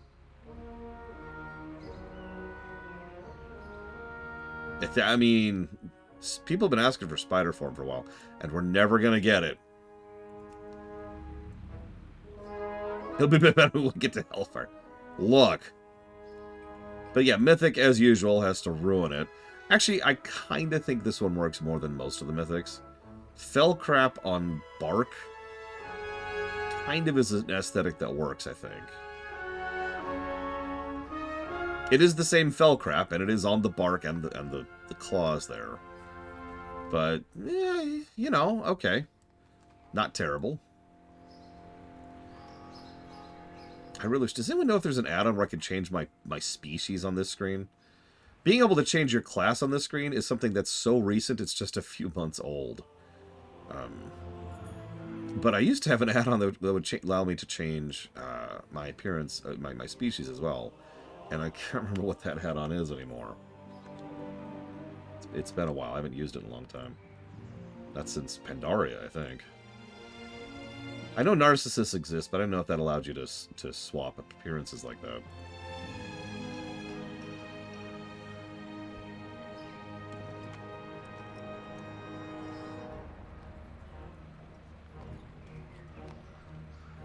Mogget should let me. Let's check. Hang on, let's check here really quick. Come on.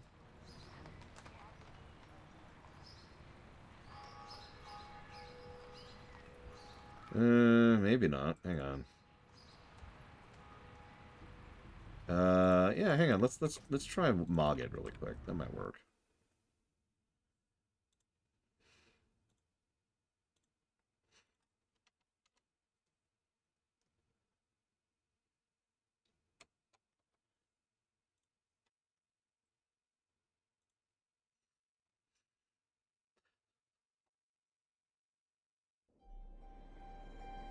If not, we could try a better wardrobe. I've heard of that, but I've never used it.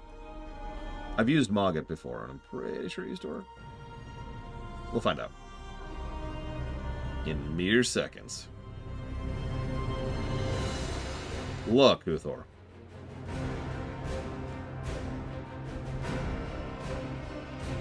It's not like it takes a long time to reload these days. Even with all my add-ons going.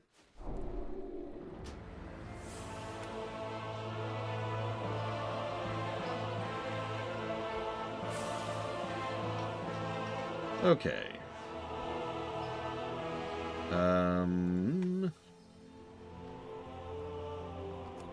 Here we go. Maybe.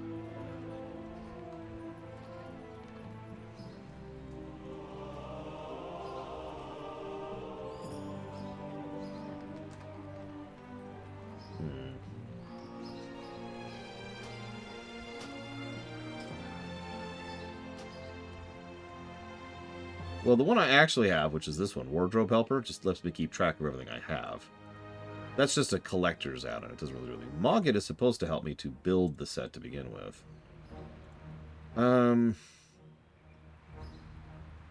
Let's do this.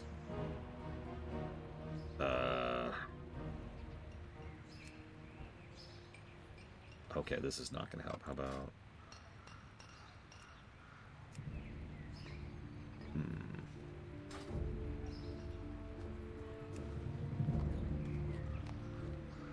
I do. I've even seen it, Jay Palmer. It looked appropriately amusing. I swear there used to be a thing to allow me to change my species here.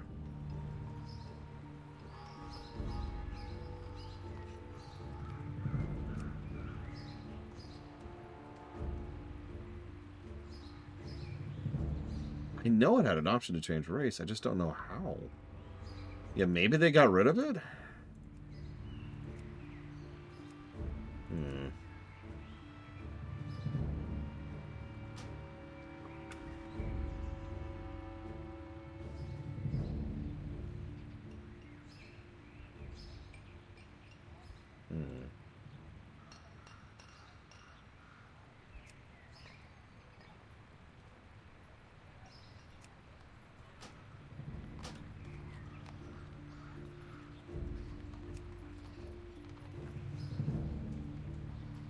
Yeah, they're going to change what the API can do soon, too. Sorry, I kind of want to figure this out, because if I can figure this out, this will be helpful in every expansion from this point onwards.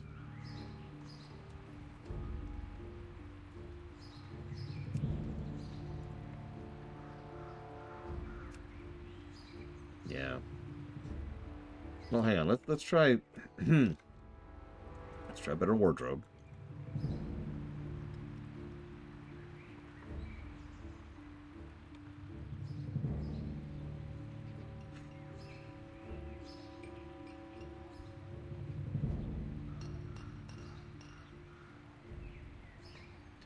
I'm about to oust myself as a noob here. I'm not sure how to install an add-on without reloading, so let's just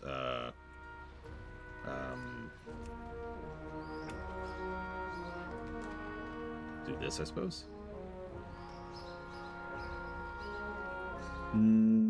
Yes, linear. That took me a second, but yes.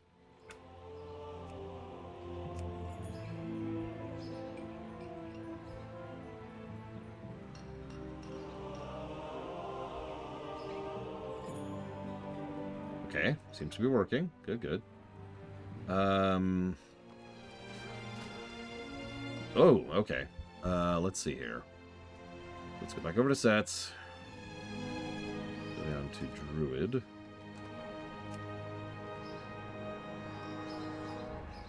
I might keep this. That's some interesting stuff there. Alright, now, do you let me change species? Use player model, use target model, but that's it. Huh. Are there any night elves around here? What are you? You're a void elf. Bzz. Okay.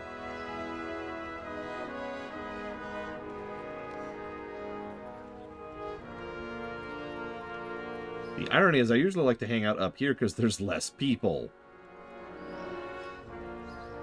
Oh, that's a night elf. That's a night elf. Use target. There we go. Okay, hang on, hang on. And now, new dressing room. Okay, so this is what a druid looks like in a night elf.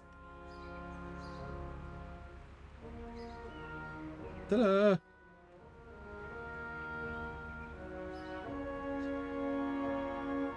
Where's there it is. There we go. There's the bug suit. Yeah, I can't show Taran for obvious reasons. Which is a shame.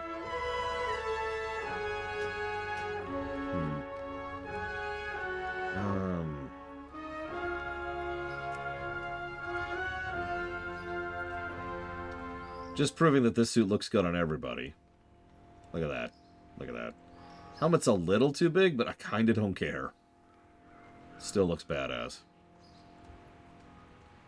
In fact, hang on.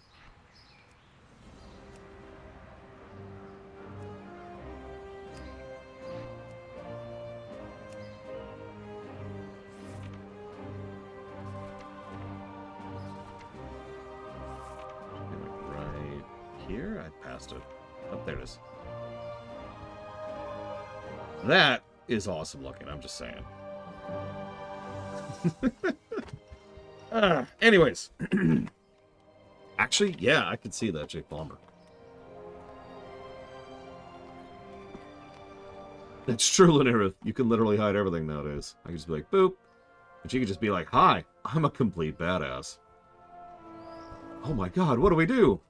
I'm afraid you will die. You can also give her the glasses. I like giving them glasses. Hello, I'm here to kill you. Or if you prefer, hello, I'm here to kill you in style. Yeah, this is actually one of my favorite hammers to this day. Speaking of which, we haven't really been talking too much about the weapon cosmetics from a lot of these expansions. And that's because, to be honest, most of them have been stylized, but ultimately kind of, it's fine. But Warlords. Warlords has some very cool looking stuff. The problem is, it's kind of hard to properly show it off because there's so much of it, and I don't have all of it, and it's hard to go through it, but just trust me when I say that Warlords has some banger looking stuff. You know, I can actually... I have a slightly different way to show some of this off to you. Check this out.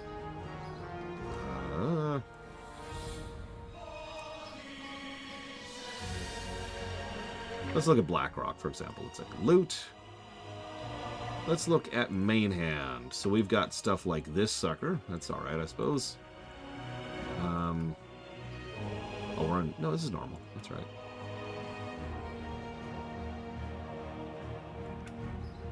I guess this is all raid gear, but still. I know several people who really like that particular hammer. Or that axe. Or that fist weapon. If you can't tell, it's basically just a drill.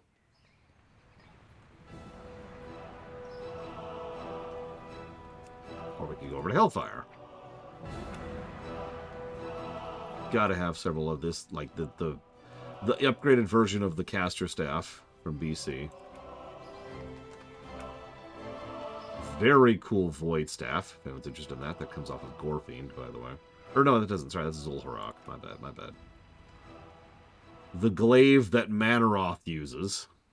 Just straight up Manaroth's glaive right there. Drops off of Manaroth, if you're wondering. I've always liked this particular fist weapon. The behind the back, like, curved hook thing.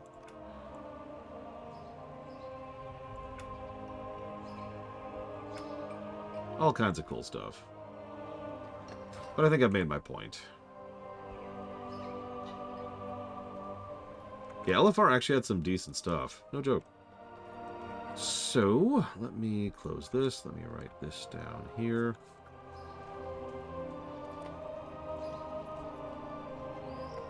Yeah, I'm one of those weirdos, which I suppose is obvious considering the outfit I literally have on right now. I kind of like the humble mogs, you know?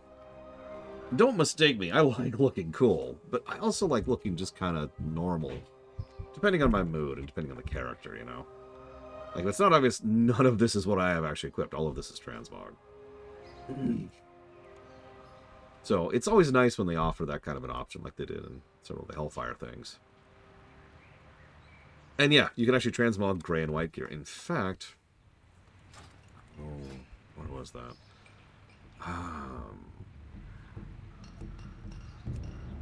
You can sort by expansion. Isn't it already kind of sorted by expansion? You know, real talk, I wouldn't be surprised if the reason they didn't allow gray and white gear is because they're like, nobody ever wanted that, right?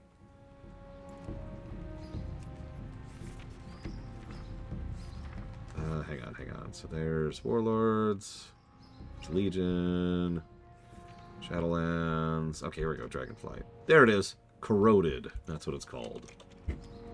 Can I be... I'm not the only person who actually likes this suit, right?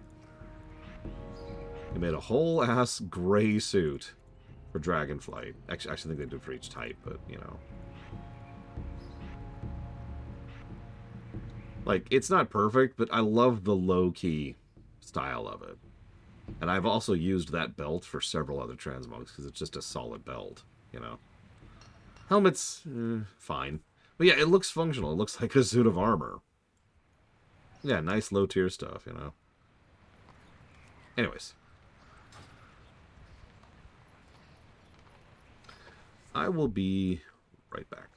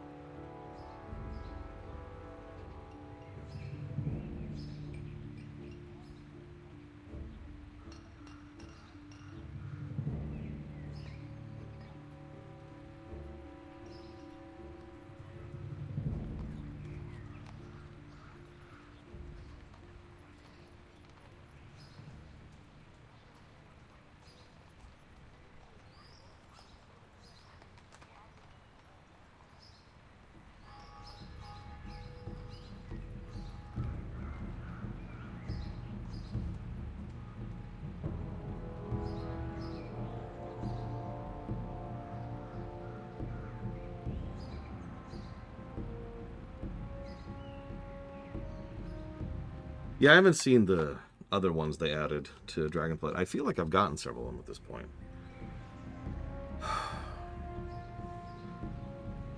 Sorry, I'm trying to figure something out real quick here.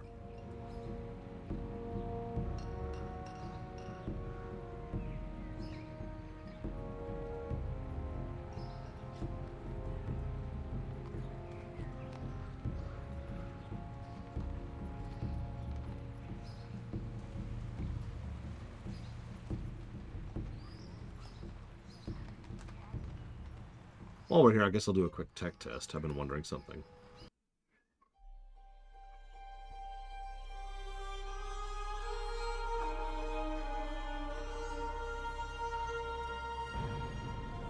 Okay, perfect. Yes, J. Palmer.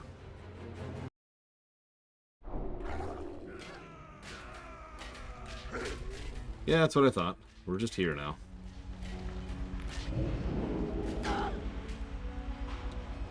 Speaking of, like, leveling gear, this is the leveling cloth suit. They just give it to you for this expansion. Don't worry, we'll see the leveling mail suit in just a minute here. This. Really? Do you really wish to die so eagerly? Then come, test yourself upon my frost. That doesn't sound very intimidating, sir. Shut up. My frost is very powerful. Yes, but it doesn't sound... Okay, fine. Upon the frigid north of death. But you're a frost mage. Yes, but I added north. So that makes it... Look. What do you want from me? You need to have presentation, sir. Okay, fine. On my... Yeah, I don't know. And then you just kill him.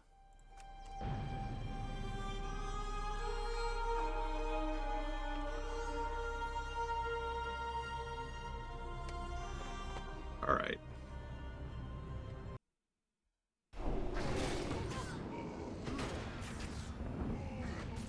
Observe and reflect. So first of all, bless for this cutscene. Be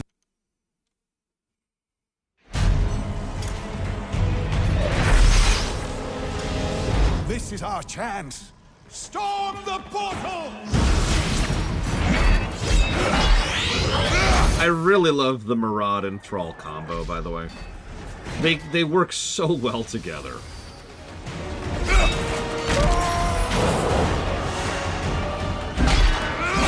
Look at that.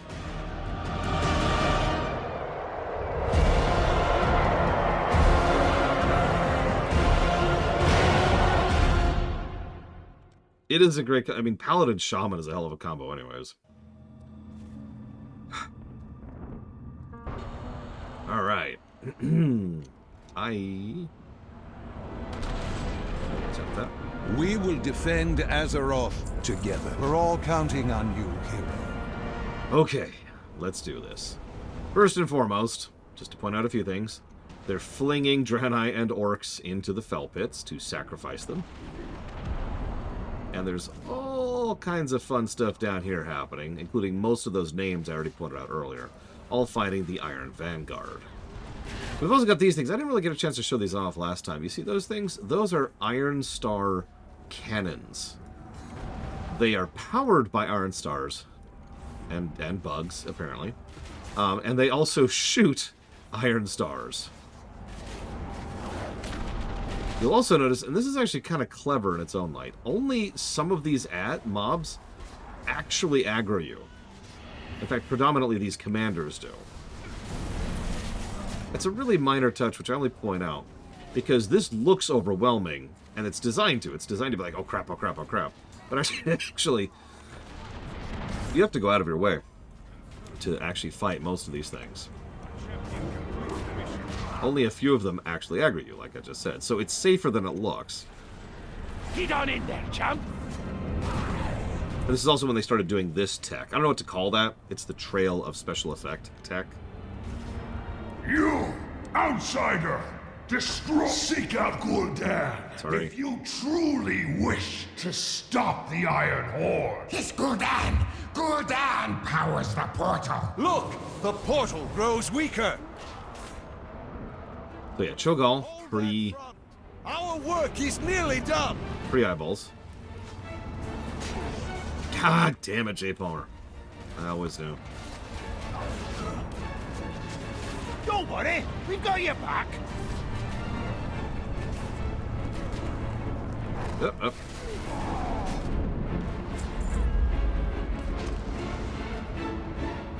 You strange invaders. You seek to disable the Dark Portal. I can help you. Just set me free. That sounds extremely above board and the kind of thing I would totally do. Destroy the relic, invader. Fine. Those iron cowards were using us as conduits to power their portal. They will regret that. The Shadow Council thanks you. Yeah. Iron Horde! The intruders are freeing our prisoners! Stop them! I do like how Miss Kingslayer is up there on one of the Iron Stars just shooting people. Thank you, J. Palmer, as always. And I'll put that towards Ace Combat Axe! Use whatever means are necessary, champion. Azeroth's final hope lies with you. And also the other 3 things.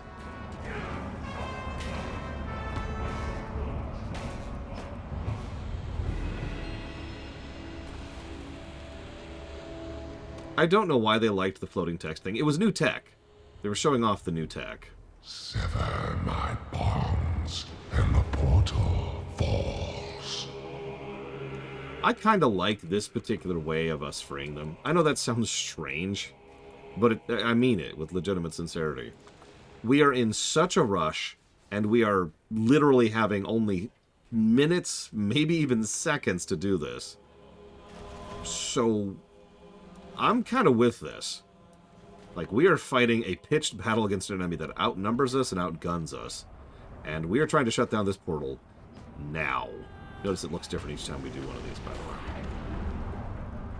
This is exactly the kind of rushed, oh crap decision-making that makes sense, given the circumstances. So for once, I don't think this is cutscene incompetence. Oh yeah, we're also in their territory at their launch point. And all of a sudden, we're on the other side of the bottleneck, so reinforcements for us... Yes.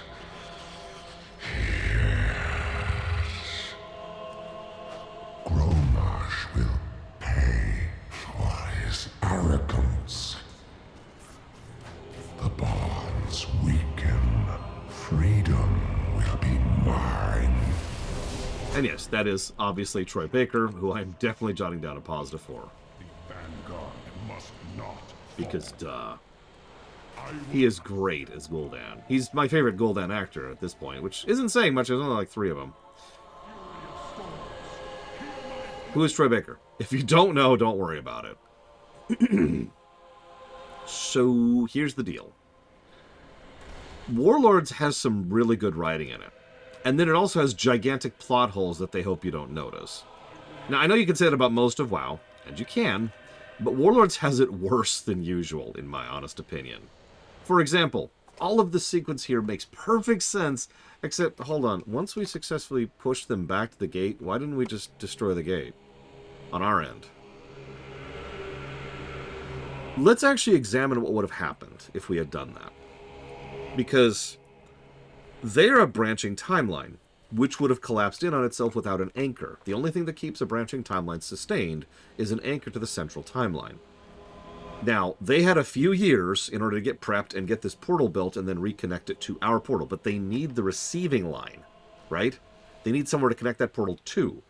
Portal can't exist, at least not a portal of this size and strength, cannot exist without both ends. So they needed our dark portal. If we knock over our dark portal, they have nothing to connect to.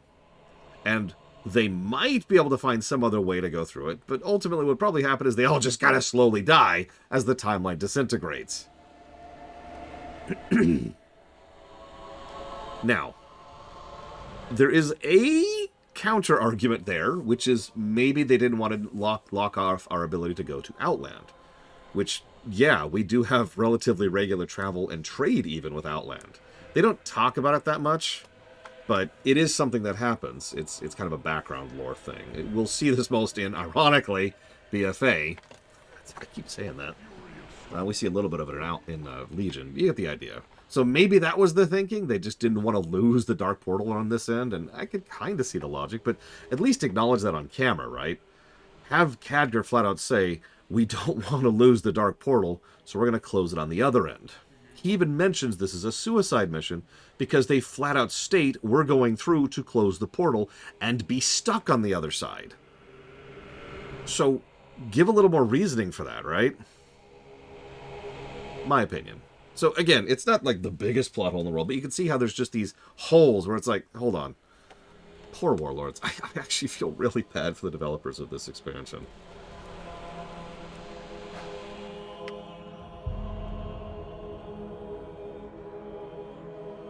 Do not delay, mortal.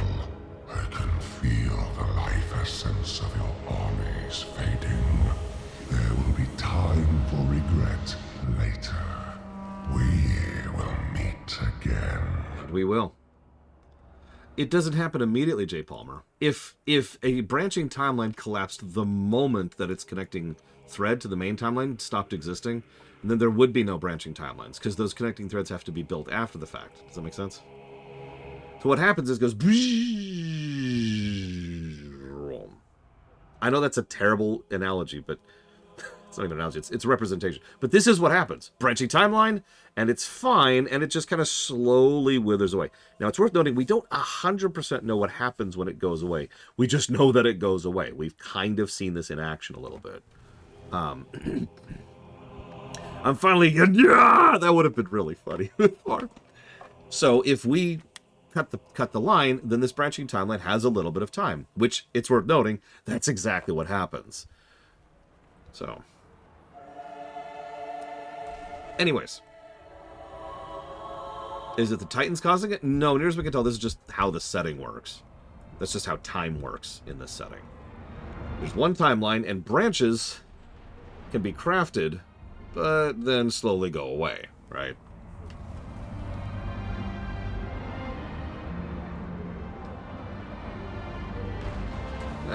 We'll talk about that later, Linnerith. I've been going out of my way to not talk about the book, and I'm going to keep doing that. I'm very curious how much of the exposition is going to get across in the game, because I know everything that's happening here and why. I even did a whole Warcraft on it. Plug. But I'm curious how much of this is going to be presented on camera. Notice, by the way, I pointed this out last time, there's a bunch of fell, like down there. And you can see it over there, like rotting the trees. And there's some over there as well. You can kind of see it from this. It's over there, trust me. And that's just because they're pouring that much demonic energy, fell energy, into the portal to keep it powered. You're probably thinking, hang on, why are they cool with using fell energy? First of all, they're giant hypocrites. But second of all, it's more or less because they have to. Fell energy, remember, is extremely powerful. It's the most, pound for pound raw energy you can get from anything. So they need an insane amount of power to make this portal. And if you were watching, they were sacrificing people every few seconds into the vats. They needed to pour lives into this thing just to keep it open. Yeah, fell is kind of your antimatter. It's hard to go past that, right? I see the testing clinics, Cal. So, they needed that much power to keep this sucker running. It also implies that their invasion force had a ticking clock going.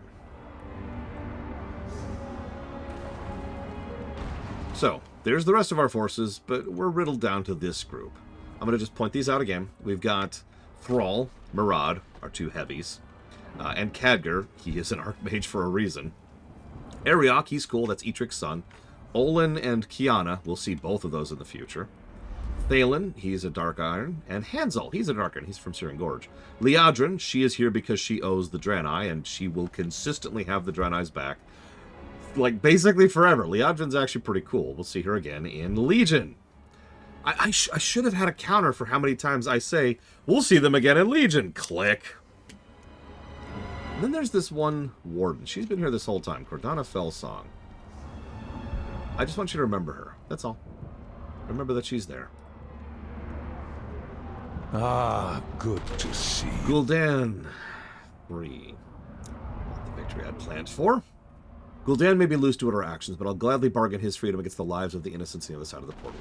You made the right decision. Did I? It is a world. They called this operation a suicide, but I don't plan on throwing our lives up meaninglessly. Everyone with me. Always happy to help. The Vanguard is falling. We will not let their great sacrifice be in vain. By the way, in case you haven't caught that yet, yes, that is Tony Amendola as Khadgar. And yes, he's getting a voice acting positive, because he frickety nails it. In here!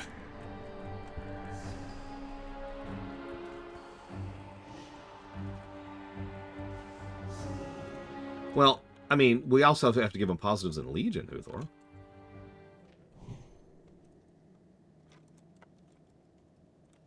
Most people don't know Amendola from much, but yeah, he was in Jedi Fallen Order. Most people probably recognize him more from Stargate, the movie and the show. One of the few actors to actually branch that gap. And yeah, Khadgar is actually finally part of the negative. Holy crap. Let's get to work. With the Dark Portal disabled, we have a new mission. Stay alive. We must keep pressing on, even if only to honor those who stayed behind to secure our retreat. Be mindful of your duty. We can't stay here forever. We need to keep moving, but first we need a distraction. This bead should burn any flammable bit that you get close to. With your skill and a bit of luck, you'll be able to take your attention off of the orcs. Not to you. Remain vigilant. We cannot stay here long. Soon, the entirety of the Iron Horde will be upon us. Our champion will stay back and disrupt the enemy camp. The rest of us will seek safe passage through the jungle. Good luck. Thanks, Thrall. He also plays Odin. I won't hold that against him. And yes, I thought I said narrative, but clearly I did not. So, not a great skybox. That's okay. That's okay. We've talked about Warlords. Warlords will probably be the first expansion to get skybox positives. We'll get there. So, I was sufficiently out of it and tired and irritable and headachy earlier that I wasn't doing my due diligence, which is part of why we're doing this the second time. Let's take this in for a second. What's the first thing we see over here? Jungle. Jungle, ash, fell. It gets across immediately this vibe of this hot... Like, look at that screen. Just take that screen in for just a second. It's crude and coarse. The huts are barely thrown together. There's lightning going on in the distance. This place just screams unpleasant. It's wonderful. This is, of course, the first of the clans we interact with. There's a big clan theming thing going on in Warlords, because we generally go after one particular clan, knock them off the board, then go after another particular clan. Now, that's not consistent, but that is a normal thing. By the way, fun fact, the last clan we go after canonically is the freaking Blackrocks, but that makes sense for reasons we'll get into later. Anyways, so, yeah, this is a death world. Draenor is a death world. I've said this many, many times, and a lot of the information about Draenor and how horrifying of a place this is to live in comes from this expansion. So the first clan we see is the Bleeding Hollow. I've mentioned them before. They're kind of horrifying. They are a clan of voodoo barbarians. I don't even know. I don't have a better word. They're disgusting and horrible. They do anything and everything they need to survive in a horrifically harsh jungle. They do poisons. They do hallucinogens. They do occult rituals. They do blood sacrifices. Whatever it is you want to think about, that's the Bleeding Hollow, first clan we interact with. So naturally, the first thing we see is we see a couple either Draenei or orcs, depending on who you interact with. Ooh, that's an interesting idea, Huthor. I'll think about that. That's not a bad idea. There is no honor in this. Too many of my people have fallen at the hands of the Bleeding Hollow. Their cruelty cannot be forgiven. Make them pay. Notice this is exactly the same dialogue, by the way, even though it's being said by a Mag'har, and an orc, instead of being said by a Draenei. They kept us in cages, drain our blood for rituals. My many left, my people. And then he dies right in front of us.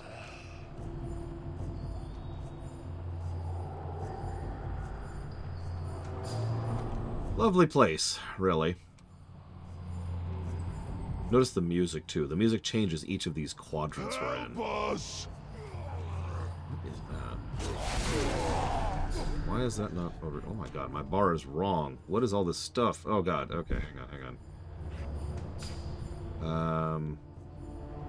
Yeah, get used to people dying right in front of us. It's gonna be a common trend. What is with my hotbar? Hang on a sec.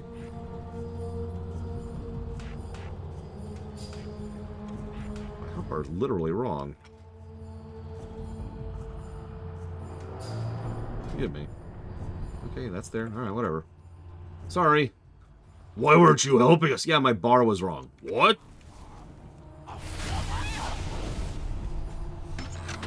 They were bleeding us dry. I don't think we had much longer. I'm going to be honest, I'm not smart enough to know the difference between material fission and material fusion. But the way you describe it sounds like the answer to your question, Aurelia, is yes.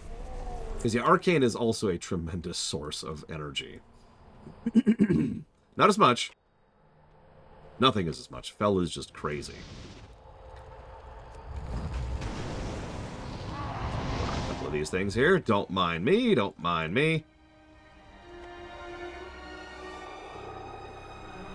Quite possibly Trihexia. Oh my god, Ramble. Hi, Ramble. Thank you for the sub. As always. And yeah, we're kind of officially into the good stuff here. Like you do. Oh yeah, this is also... So, okay. At the risk of making Blade Travel kill me, I accept my fate. We need to talk about co-op. Now, hang on. I actually do have a thought on this, like, other than just death to everything. So, here's the dealio, right? WoW's primary gameplay loop involves the power flickering for a second. Hopefully I didn't just lose the internet. We'll find out in a second. I'll just watch that. Nope, I just lost internet. You've got to be kidding me. Oh, I lost everything. Yeah, I'm disconnected from WoW. Oh, that's great. Yep, nope, I am offline. You've got to be kidding me.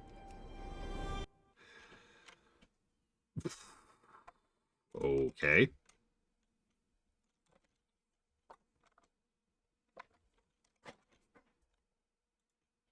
Okay.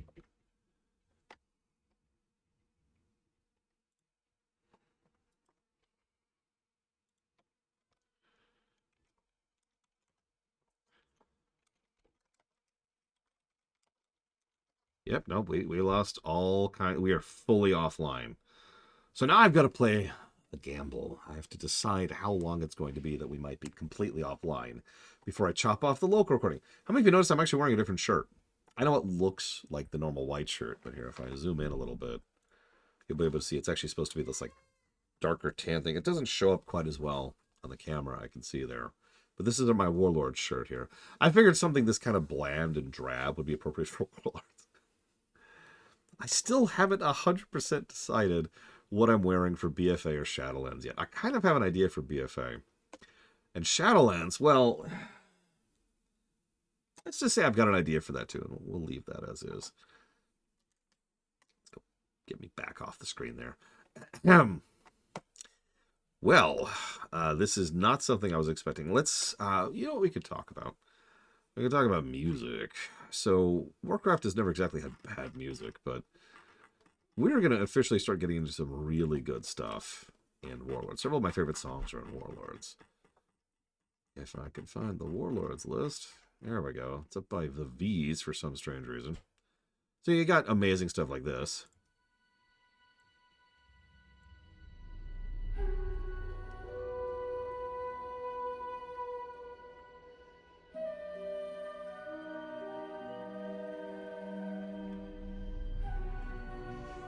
This is also in one of my favorite Stormwind songs, Enter the Narrative, which is this one. I think this is the Garrison? I'm not actually sure. If you're watching the VOD, first of all, pumpernickel, but second of all, is this the Garrison song? I don't actually remember.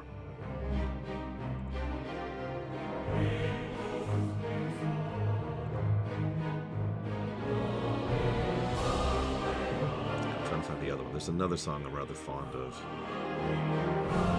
While I wait to see if my frickin' internet comes back.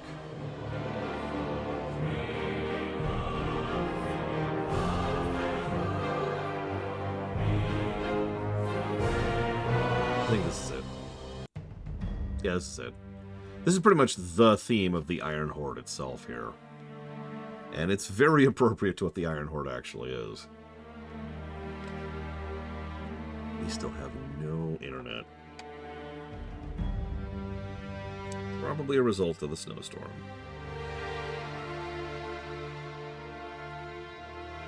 Of course not. No.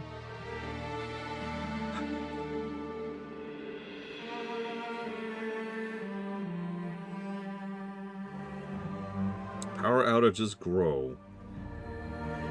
Cool. That's... Now, oh, wait. I see internet. I see internet. Maybe? It's possible. It's within the realm of feasibility.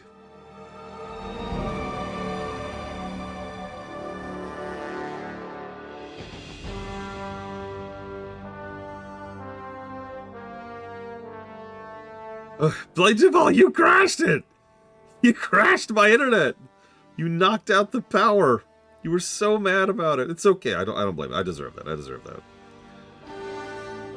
I'm just gonna just chill for a second. To make sure that's gonna stay up.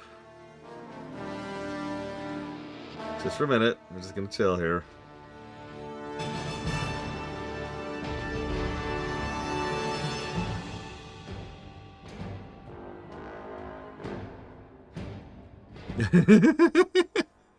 Okay, I think we're back-ish. Okay, so let's get back in the game. Jesus Christ. So I want to talk about co-op. Because WoW and FF14 are obviously both co-op games. They're more co-op games than they are MMOs. We've actually talked about that, right? It's actually something that several people don't like about both games, and indeed some people like more than about both games, right? Depending on your particular preference and predilections. Who's that random weirdo in the background? I don't even know who that guy is. And who's that guy? All right, moving on. Yeah, we actually had a power outage. Jay Palmer. Whoop, being attacked. Here's the dealio. One of the things that's irritated me for a long time, and I stand by this, we've talked this out a lot, is how much time and effort, I'm saying that wrong, how much of the questing experience you can't do with a friend in FF14. It is one of the biggest things that pulled most of my friends out of FF14, which is why I mostly just play for the stream nowadays. The thing is, the asterisk there, and the reason why I'm willing to kind of bend on that is because let's call it the primary meat content of FF14 is fully co-op. In fact, it's about as co-op as it can get, because that's dungeons and raids. Being able to go ahead and queue with 3 or 5 or 8 or 15 people for in order to set up for a thing, that's awesome. And I actually rather enjoy the fact that that is so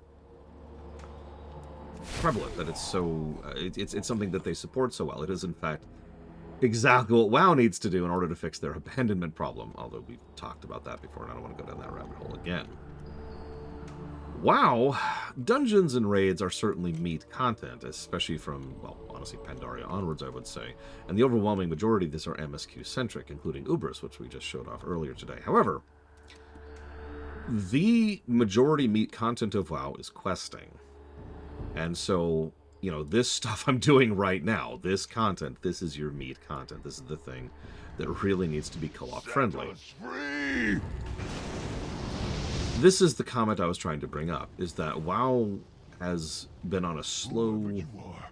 Thank you. WoW has been on a slow incline in increasing amount of co-op friendliness over the course of its career, up to and peaking with Warlords. Warlords was the first time that the game was as co-op-y as it gets. It has arguably never been more co-op-y than this, with one very small exception. For the first time, you could share credit with people who are not in a group with you. You can the number of things you would need is better smoothed out and better designed in general in the questing, and everything shares. Everything shares in kills and drops and quest credits, stuff like that. And so for the first time, Pax and I wouldn't have to spend the entire time... You killed it, Rex! Wouldn't have to spend the entire time asking in chat, asking in voice with each other, did this share? Because that was a very regular habit of ours, was to track which quests shared and which didn't, because we would approach them differently. If a quest shares, then we should be helping and grouping with each other. If it doesn't, then we would try to split up in order to not get in the way of the other person's progress. Make sense? So, Warlords was pretty much the first time we didn't need to do that, and it consistently remained cool throughout the whole thing. Now, there are still a couple of asterisks here, one or two. And the big one, of course, being that later on you'd actually be able to share for credit across faction as well, which is something I don't remember when they came up with. But it was built in the systems they made here. So, awesome. Yes, cool. And that's why, for the first time, basically ever, in WoW history, Warlords will finally start getting positives. Oh, that's so cute. They made a snowman. Oh my god, that's adorable. We'll actually get positives for co-op. Because every expansion prior to this one has had some co-op hostile design to it. To some extent or another. It's been getting better. Like, vanilla was the worst by a huge margin. Then BC started sharing. Then Wrath started sharing more. And then Kata started sharing even more. And then Pandaria, it was actually the rarity that stuff didn't share in Pandaria. And in Warlords, everything is co-op friendly. And that's awesome. And then they got rid of it in BFA for some reason. Moving on. It's okay. It came back in Dragonflight.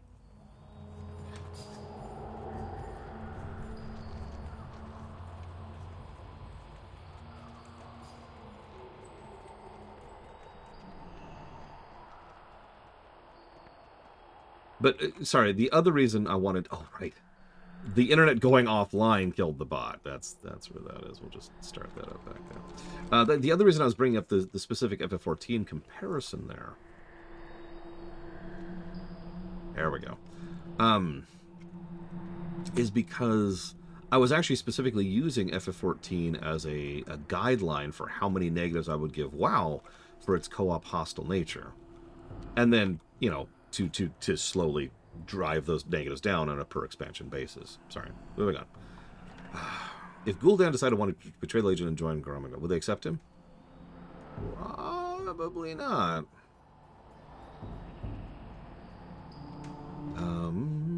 Okay, turn-ins. Ah, good to see you. All right. Remain vigilant. So, we've successfully saved several people. Let's get to work. Ooh, upgrades. I will take upgrades. Be mindful of your duty. Do you see those altar down there? There's a magical eye settled at its peak. And I fear our group will not survive if it sees us. Distract the eye, cause a commotion, kill rituals, whatever you have to do.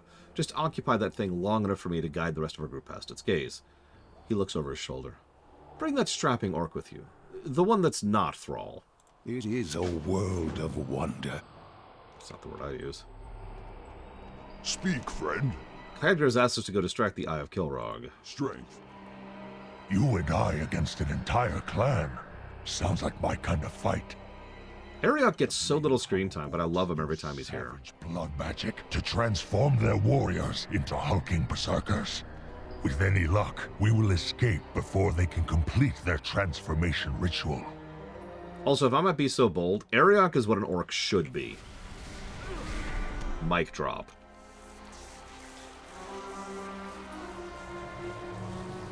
Yeah, he was in the anniversary in Tanner's, I remember. He's actually still hulked out there, and he's still kind of dealing with that. Stand, cowards! Come, fight us! They seem focused on their ritual. Maybe destroying those blood orbs will get their attention. The extremely obvious reference to anime here.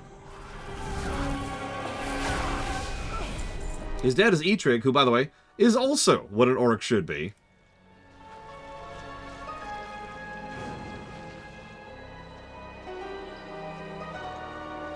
And yeah, that was Kilrog talking there, if you missed that.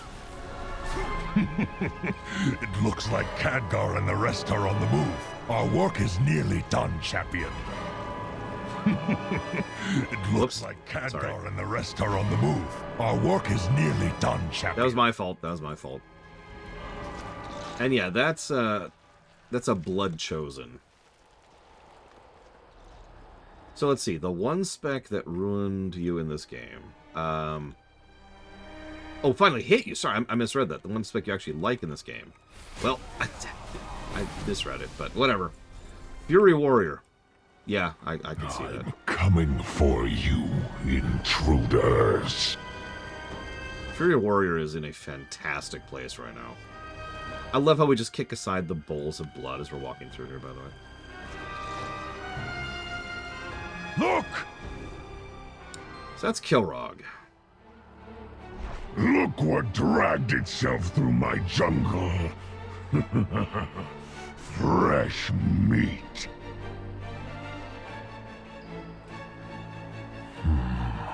I know what I must do. Blood and honor!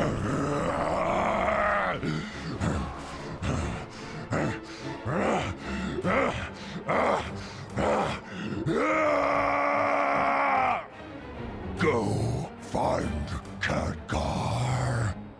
See you next time, Ariok. I'm gonna go out of my way to save you when I do.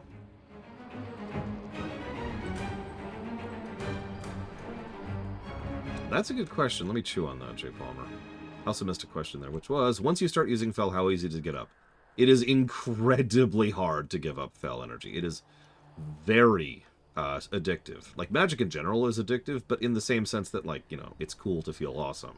Fel is actually addictive. Like what we normally call chemically addictive. There remains much. Khadgar looks concerned. No, we cannot wait for Ariok. He knew what he was getting into. His sacrifice cannot go to waste. We must keep moving. No, come on! Always happy to help.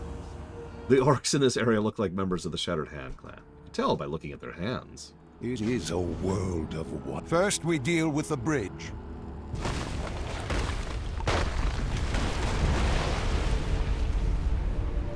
Now, let's get moving.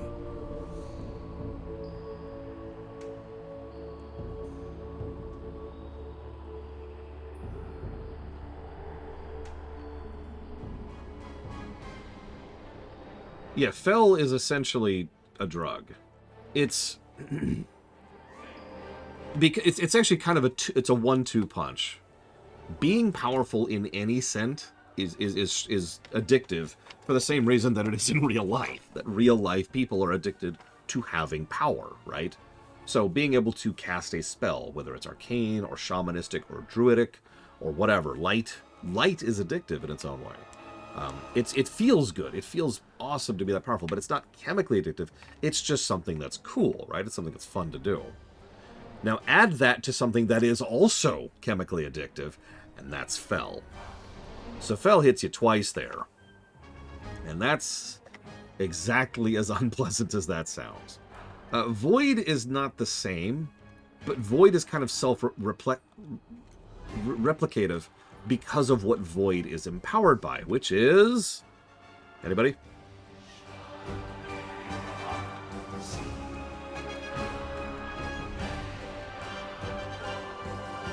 Doubt. Exactly. As anybody will tell you who's ever had that problem in real life, the more you doubt, the easier it is to doubt more. And yeah, I love this entire intro. We will defend Azeroth together. We hold this position for now. We must allow these freed prisoners a moment to breathe. Not an ideal position, but we'll be moving again shortly. Always happy. One of the captured orcs is receiving some preferential treatment, you could call it that. While others are tied down and tortured, this one is tied to a stake and burned for the amusement of captors. Here, use this runestone. It should handily deal with the ring of fire around him. Remain. Stay alive, champion. Working on it.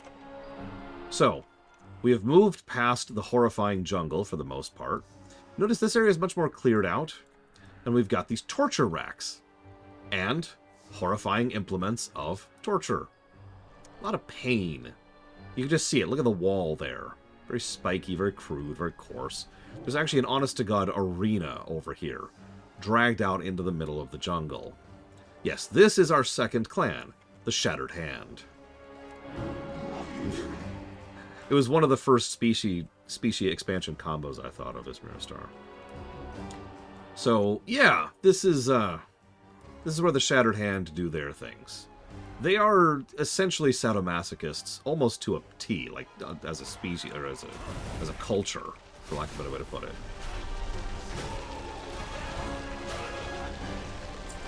As you can see, they're just over here hurting and fighting each other, as well as whatever prisoners they have.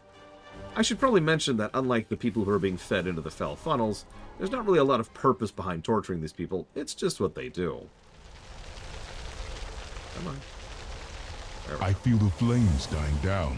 What is happening, Exarch? We have a visitor. Perhaps a savior. There we go.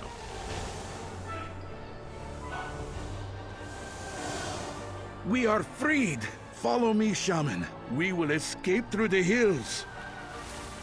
Also, just to point it out, those two people there, that's Drekthar, who I hope sounds familiar, and Exarch Maladar, who is a little bit more of an esoteric reference, but he was from BC. He was the death priest who went insane after the events of Auchindoun in the real timeline. Here's the deal. Draenor have a thing with death. Being naturally immortal creatures, they're kind of afraid of death, and so they treat it very, very carefully. So only the most venerated and honored people can actually deal with the dead, generally speaking. So Maladar, he's actually, despite having no real rank to speak of, he's a big deal in Draenor culture. His job is the caretaking of the dead. Make sense? I don't think we have much of a real-life equivalent of this. Correct me if I'm wrong here. Why is Drekthar blind? Well, it's because they actually blinded him here, J. Palmer. You must listen to the land. I owe my life to you, stranger. I offer you and your company my support. Together we may get out of here alive. For the Frost Wolves. So, There remains much to be done. there's only one way out of this trap. Right through the middle. Be mindful. We cannot hide here forever. Follow me, and stay close. Now that's one of those irritating things, J. Palmer. A combat arena.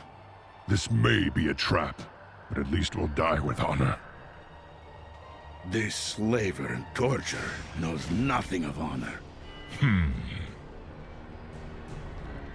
Yep, slaver and torturer. That is a great description for Kargath Bladefist. You have entered my arena, strangers. You will either leave it as victors or as corpses. Now, kill your 100 or die trying. So if you remember, this is the time I pointed out the better quest design that Warlords implies last time. Because we get credit for all the kills that happen in this arena, which massively speeds this up. This is a common thing across most of Warlords. They use little tricks like this to make quests less irritating or boring. If this was a, frankly, vanilla quest, you would actually have to kill all 100 here, and that would get extremely old. Instead, you'll notice we're already up to 30. You may or may not notice there's another player here too, that guy right there, do you see him? His kills are also counting for me, and mine are counting for him. This is what I'm talking about when I say co-op friendly, and how Warlords was a huge step forward for that.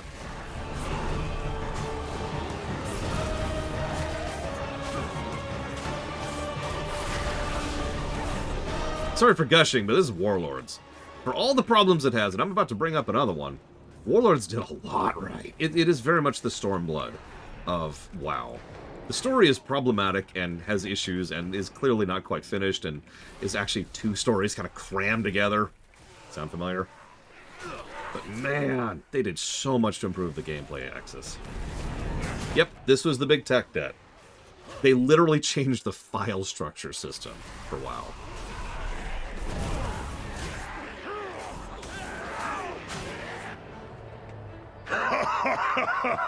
I am pleased! I could watch you rats fight for hours! Sorry, but we don't have that kind of time. Everyone, with me! That's an epic Frost Nova right there. I only counted 99 kills. Then I guess we owe you one. After them! Don't let them get away! Quickly, into the cave before they thaw! Agreed. Again, as much as this is only like a month since the end of the Hellscream War, like it or not, all the HVA stuff has been thrown completely out the window. So yeah, we're definitely combining and coordinating with each other at this point.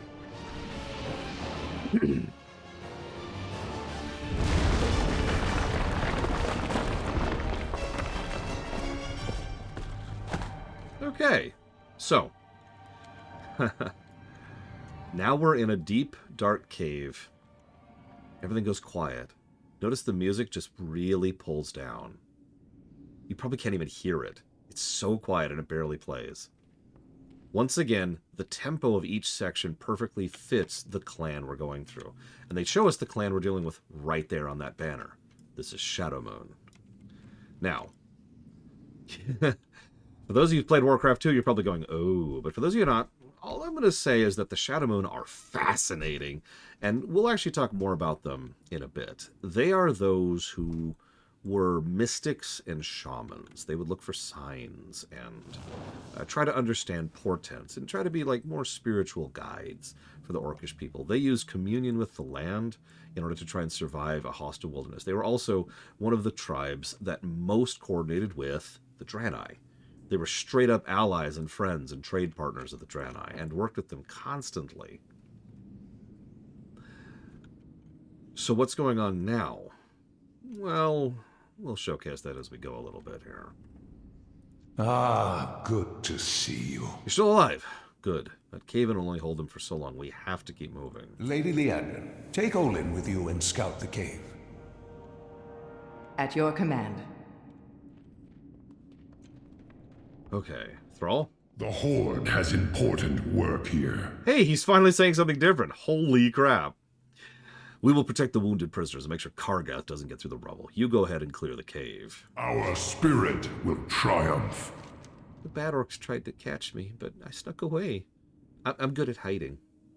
All of the bad orcs are bad, but I've remembered the names of the meanest ones, just in case anyone came. Ungra, Guran, and Kova. Will you protect me from them? Damn right I will. See you around, Joe Palmer.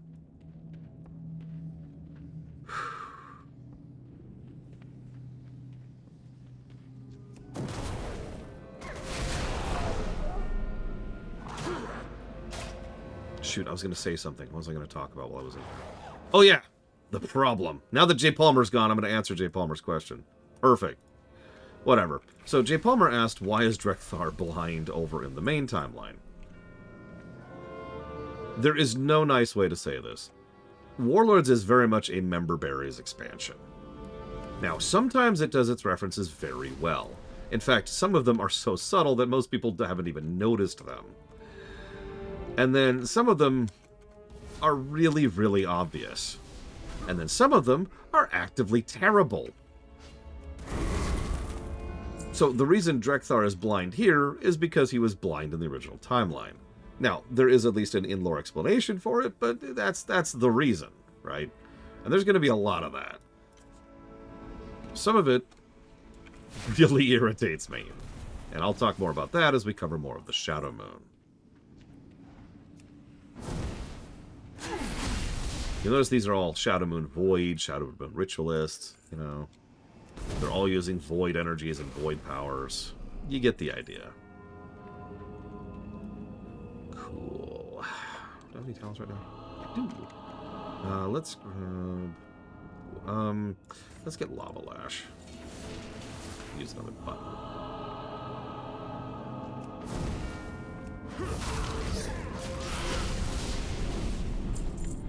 I'm very curious how Warlords will review. I mentioned this on Discord, but to be clear, I'm not really sure how anything will review up until, honestly, War Within. War Within is the first expansion that I have a pretty solid idea of how it's going to review. This, I have no idea. Which,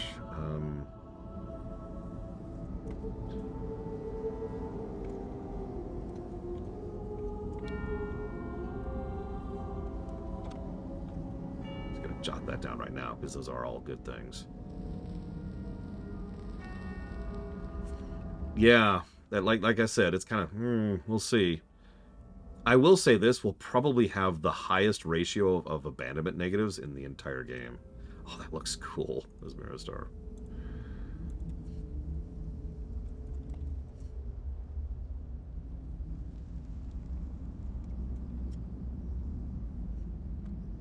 Warlords was received strangely. Warlords had an absolutely gargantuan boost at launch, and then dipped in player base pretty badly. And then there was the infamous 6.1. Because there's about to be voice acting, so I'm going to pause right here to talk about this. So 6.1 was received extremely badly. And it's unfortunate because it's completely understandable why, but let me put it to you this way. The problem with 6.1 is they called it 6.1. Now, I believe FF14 does this too, correct me if I'm wrong, but anytime there's a second digit, so like the tens digit, that's supposed to be a major content patch. It's supposed to have new content. New dungeons, new raid, new zone, new quests, something, right? And so that's been true for all the way up to 6.1, which added no new content. Now, 6.1 was a huge quality of life patch. It added a tremendous amount of quality of life features and continued to advance the tech debt payoff. It did an inordinate quantity of under-the-hood improvements, which we are, again, still benefiting from to this very day. And it had no new content. And so everyone calls it the selfie patch. Because the one thing everyone remembers about that is not all of the amazing, incredible stuff they did, like, say, the collection system being advanced to heirlooms, or heirlooms being improved, or the updates to the Blood Elf model, or the addition to being able to actually properly interact with the followers mission, or the changes to the professions. Nobody cares about how they updated how cosmetic transformations happened and how they staggered with each other. Like, I know that sounds like such a dumb thing, but there was a lot of, like, buff to change your appearance temporarily stuff that was in WoW and has been since vanilla. And this patch was the one that finally organized that and made that be programmed correctly and smoothly, which would then be used in the future in order to enable them to do cool stuff, like, say, role quests, right? Or whatever they call them in FF14. The thing where you play as someone else, right? They also changed how stats were calculated. They changed how racials were designed. They changed how talents were designed. It was a huge change. I'm just kind of glancing at some of the options here and some of the changes. There was a lot. This is when they added the recap screen. This is when they added colorblind options. This is when they changed how categories were designed. This is when they changed how items were organized in the collections tab. Huge amount of under-the-hood stuff. But it was called 6.1. And so everybody hated it. 6.1 was the patch that lost the largest chunk of players that we've ever had in WoW's history. That's not true. Sorry, the second largest. I forgot there's one other bigger one. It's probably one of the biggest exoduses to FF14. In fact, it is the second biggest exodus to FF14 that WoW has ever had. Yeah, they literally changed how the camera interacted with the environment. It did so much in this patch. Sorry, I'm just looking at some of the list here. It's a huge stuff. Yeah, no, if this was 6.08 or 6.09 or something like that, sure. But no, they called it 6.1. Sorry, this is a long way of saying that players did not receive Warlords particularly well. I have been in the minority for a long time and enjoying Warlords. And in fact, when I first polled people saying which expansion do you think is going to review the worst, the two most common expansions people mention are Shadowlands and Warlords. And I don't think Warlords is going to review badly. But you could see why that mental impression has retained even to this very day. Who's there? Oh, I'm glad I'm not the only one fighting these monsters. Hi, Yadel. So this is one of the mob bosses we were supposed to kill. She's already dead, and she's got a new quest for us. I love the flow. I'm not leaving without the others. Forgive me if I'm a bit flustered. I've never killed someone before. My name is Yrel. I'm a student of Karabor. You say you have an army with you? The light must truly be watching over me today. Yeah. I will follow. Lead the way. We must hurry. These Shadow Moon orcs are under the command of Ner'zhul. With his commanders dead, Ner'zhul will surely come looking for us. I do like Yrel, but she's probably also going to be a source of negatives. And yeah, Lunarith is unfortunately correct. A lot of companies deliberately avoid tech debt, you know, as in paying off tech debt, because all that time and effort spent doing that is time not producing content. I see your friends in the chamber up above. I think I can get there safely.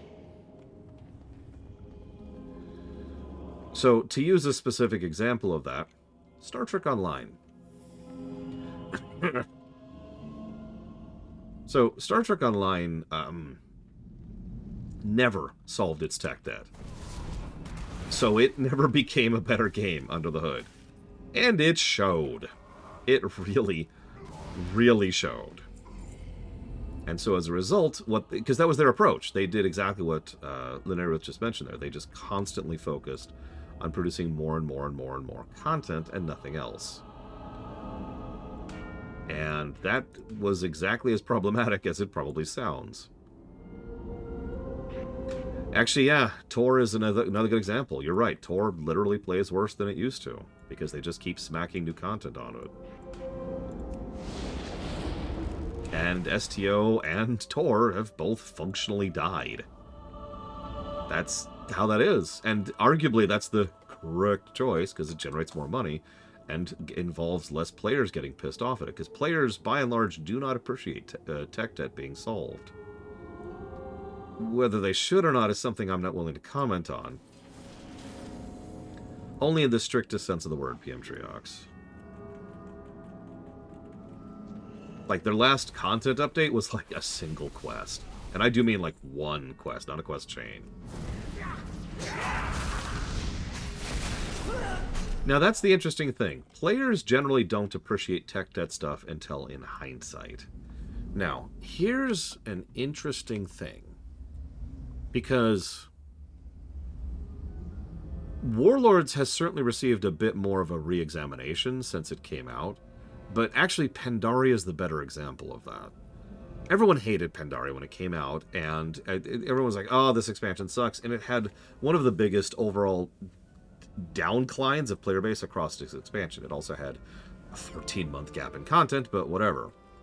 Nowadays, if you ask someone what's the best expansion to WoW, you're likely to get one of two answers, and one of those is Pandaria. There is a reason that Pandaria was the first expansion to get a remix. There's a reason they used that as their test bed. It's because now everyone loves Pandaria. Warlords hasn't quite gotten there yet, but I actually have a feeling we're going to start seeing that more and more. Warlords' biggest flaw, really, is that it's incomplete, not that it's bad. Sure thing, Yura. Stab! Alright. I've been expecting you. You fight exceptionally well. Better than I could ever hope to. With those orcs out of the way, Khadgar and Mirage should now be able to safely get out of the cave. And my mouse just screwed up. There we go. We shall meet again. Light protect us. Oh my I god, had chili no pie. idea. Up there is Keladin the Breaker. You may remember him from the Blood Furnace. Again, there's a lot of member berries here. He even says, closer. Come closer. Anaria Shala. Well done. Be ready to move. We may have had the element of surprise, but our advantage is fleeting. Remain vigilant. I'll take this Draenei back to Khadgar. Stop that orc from opening that portal. We will return with help. Alright. You got it. Diablo 3 was hated at launch, too. And, as you just pointed out, so was Deep Space Nine. That is actually an excellent example of that. That shouldn't have happened. Oh, that's interesting. Hang on. The winds guide you. There we go. Yep, nope. That worked. From beyond the portal, you will make a marvelous sacrifice. And yes, that's Nazgrim.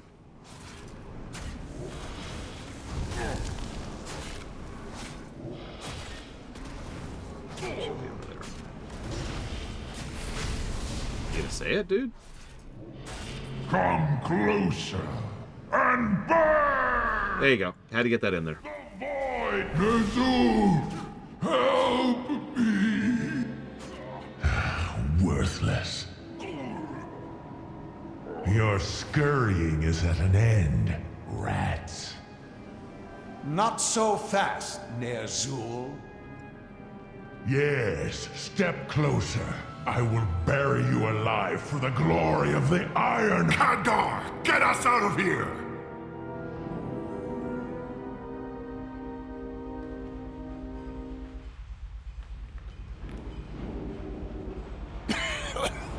That was close. There is no turning back. We press on, through the very jaws of the beast. Am I the only one who likes Khadgar's outfit, by the way? Like the partial male-looking robe. I'm just curious. Like, you got that. It's obviously supposed to be the raven-looking thing, because that's kind of his motif. He is literally wielding a Tish, the raven staff. But, I don't know. I like it.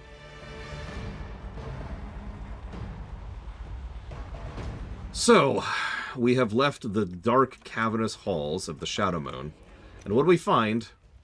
A foundry. A foundry with furnaces and smelting pits and weapons all over the place. This is Blackrock.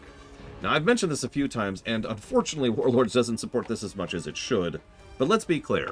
While the Warsong rule, the Blackrock are the back of the entire Iron Horde. Without the Blackrock, there is no Iron Horde. All of their tech, all of the resources, all of their supplies, the trains, the depots, most of the troops all come from these guys. There's a reason these are the last clan we interact with here. Remain vigilant. Loktar, Commander. There's nowhere to hide up here. We need to keep moving, and to do that we need to pass right through the heart of the Iron Horde. It's time to turn this unarmed group of prisoners into an army. Fight with honor. Yeah, I'm right. I also happen to love this song. Warlords, by the way, is going to get something unheard of. Are you ready for this? A music positive to gameplay.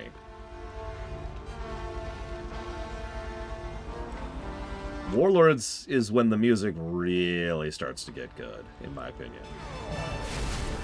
Okay, just listen to this.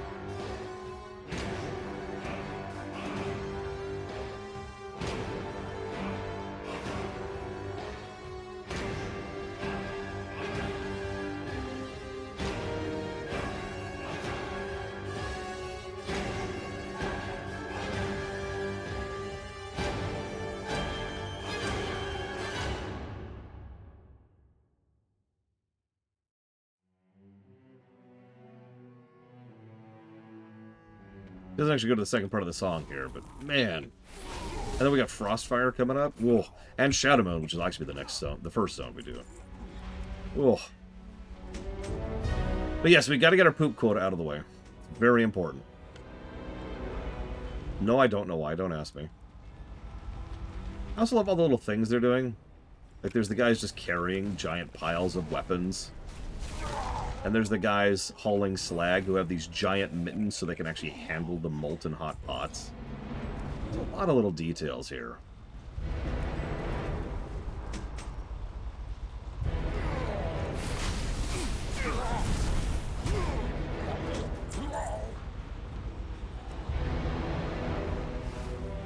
What's this? What's going on down there? Who's ready to meet the real leader of the Iron Horde? Lotaro Gar, champion. Rise up, Frostwolves! Avenge the murder of your chieftain, and reclaim the honor of our clan!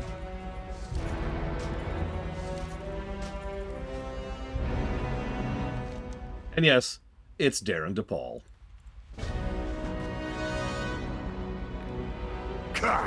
What good are a handful of slaves against a Blackrock war machine? Blackrocks, crush them! You three, follow our champion onto the battlefield and listen for my call. I have a plan. Oh no, Khadgar has a plan. Run! Run! You know, I think this might have been the first time we heard Darren DePaul in a while. To command. I'm not sure about that, though. Certainly not his last. Like, the moment Blizzard hired Darren DePaul, they realized the gold they had stumbled into. There's a reason he's done so many roles for them over the years.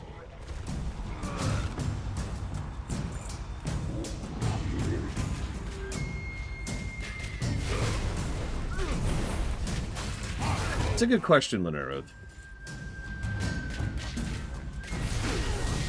And if I'm being honest, I'm not sure I have a definitive answer for you.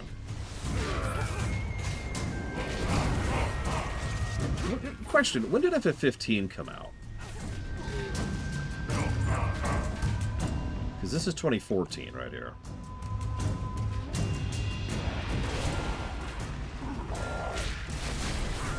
Oh wow, so this actually predates... Well, depending on when they recorded it, this predates his work for FF15.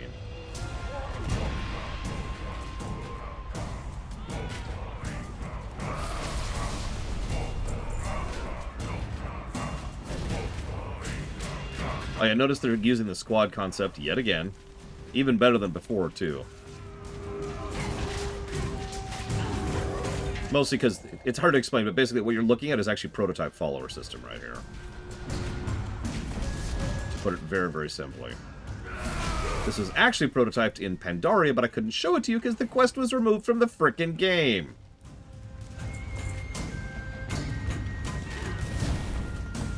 We don't have much more time. Everyone, get to high ground! Okay, I can do that. I don't know, Blade Tafal. More than anything, I'm curious, rather than I have a prediction, if that makes sense. This land needs you. You bring honor. I love his approach here.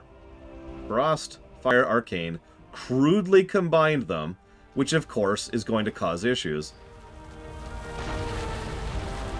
And even a mage will tell you a flush of water like that, a flood of water, is no joke. There goes the forge.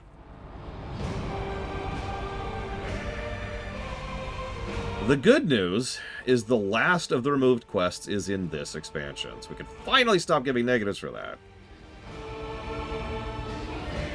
So yeah, that whole area is now completely flooded. I love how there's bubbling steam in the parts where you can still see a bit of the lava underneath, you know?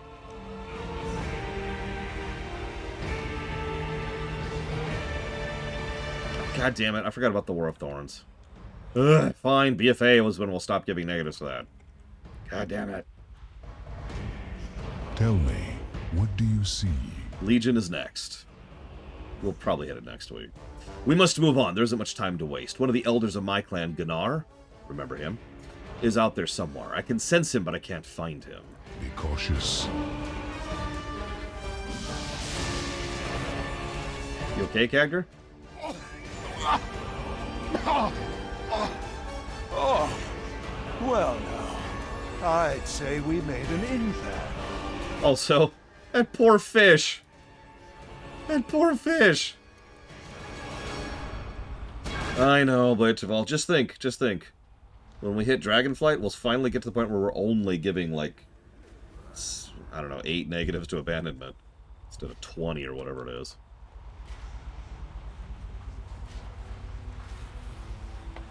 What? Where'd the fish go? Where'd the fish go? I lost! Oh, there he is. I got you, fish. Go into the water, fish. Go into the water! Okay, we're just going to pretend I threw him into the water. We're just going to go with that.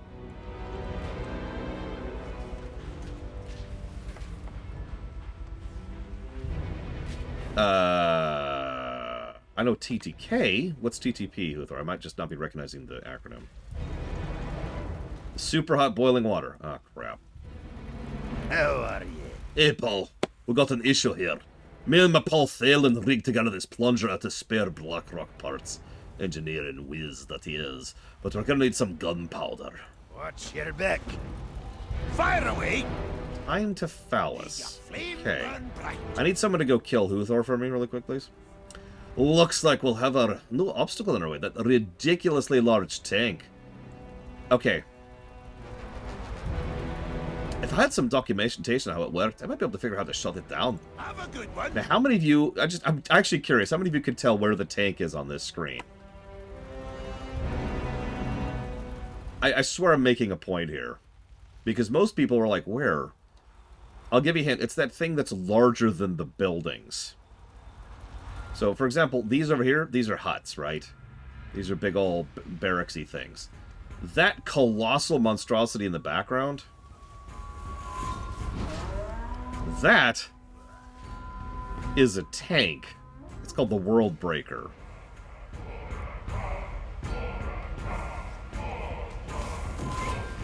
Hey, look, we're sharing credit, me and this random stranger. I'm sorry to point that out. It's old hat for us because that tech's been in the game for a while. But again, Warlords is what added that.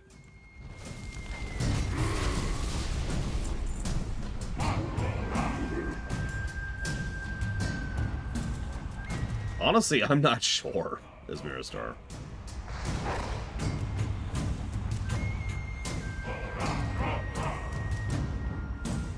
So, here's Garrisons, chained to a post and shoveling poop. Gotta get your poop quest in. What? I actually don't mind this one. Who are you? Wait, what's that you say? Drekthar is here? Finish it. These stinking Blackrock cowards think they're humiliating me. They're just making me angrier. Overseer Gottrig in the hut over there carries my shackle key. If I'm gonna get out of here, I'm gonna need that key. Then vengeance can begin. Just get me free, stranger.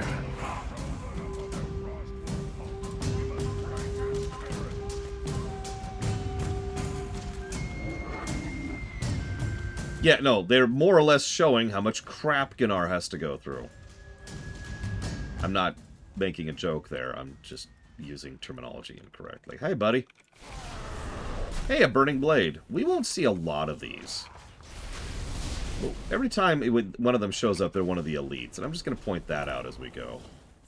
Because there was probably supposed to be a burning blade section, just like we know there was supposed to be a Twilight's Hammer section, among several others. There's a lot of content not in Warlords. Some people estimate it's about a third of the game wasn't in. I actually think it's closer to 2/3, personally. Remember, Warlords only had one content patch that added one new quest chain. One quest chain. I want to be very clear about that. Like, less quest content than what we're doing right here for the intro. And one raid. And that's it, as far as actual content. Excuse me.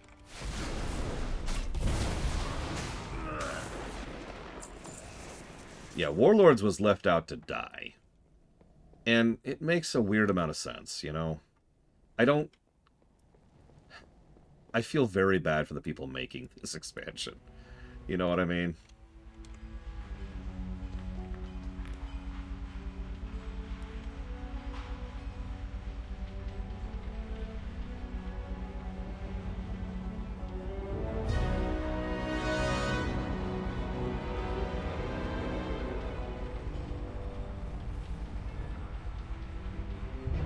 Well, it's a little crude, but I'll go with it.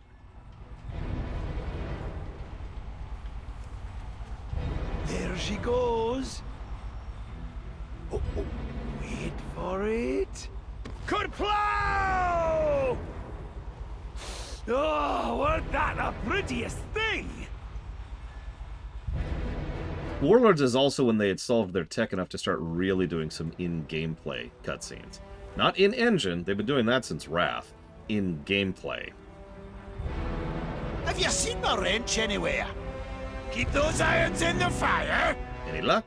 Have a good one. Oh, simple enough. He flips through the pages and no longer seems to notice your presence. May your flame burn bright. Oh, don't do anything inappropriate with that gunpowder now. Uh-huh. Very good. Off with you. Oh, right. I gotta go free Gunnar. I should probably go do that. Remember what I was doing. I had a build in mind for this, too. Let's go and grab Interrupt, if nothing else. We're probably gonna want that. And do I want Ice Strike? I think I got Ice Strike last time. Yeah, there were 2 raids at launch, but they time-gated the second one. That... Nobody liked that. Even speaking as someone who understands and appreciates why they did it, I didn't like that. I still don't like that. At launch, all we had was Highmaul, really.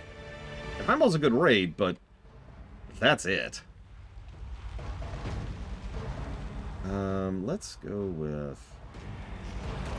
What do I want to do instead? I don't think I ever did Doom Winds last time. I know we took Sunder. Let's scooch over here. Let's get Doom Winds. Yeah, they did that with Nighthold. They did that with Foundry. 2 excellent raids, it's worth noting. And then they're like, yeah, okay. Speak. He'll have to pry that key out of his cold, ugly hand. Much better. I can run back to Drekthar myself after I run this stinking shovel through Blackrock's stomachs. Make them suffer. Free at last! I swear by the spirit of my father, I will make them pay! But first, I think I need to wash my hands. I will meet you back at your camp. Okay.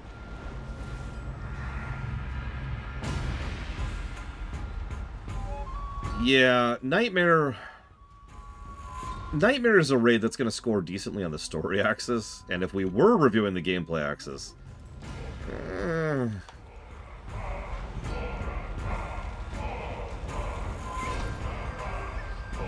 So someone asked what I think about chanting. I don't know why, but chanting to me is just another instrument. So it doesn't bother me as much as lyrics when it comes to music. And it almost never has any issues with copywrongs. That's cool, too. How goes the fight? You have my thanks. Duraton, our chieftain, will be happy to hear Gunnar lives. Spirits walk with you. We will defend Azeroth together. We cannot risk reactivation of the Dark Portal. It's time for the death blow. Thalen should have figured out how to get that tank working by now. Take him with you, turn that tank against the Dark Portal. It is a world of wonder. Come on, Thalen. How can I help you? You do the fighting, and I'll do the fixing. Now, let's get up on that tank.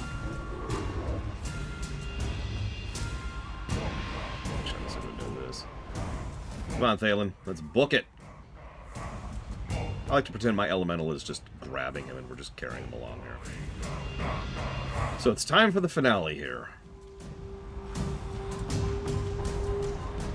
I love how they're mass harvesting the Look freaking back there. vines. Think we can climb up those chains? So this is a Gron with cannons basically strapped to its back. I love this idea. It was one of the first things we actually saw in the previews, was Gron artillery. This is just cool. This is straight up Warhammer right here. This guy also used to be a lot harder. I kind of wish he still was.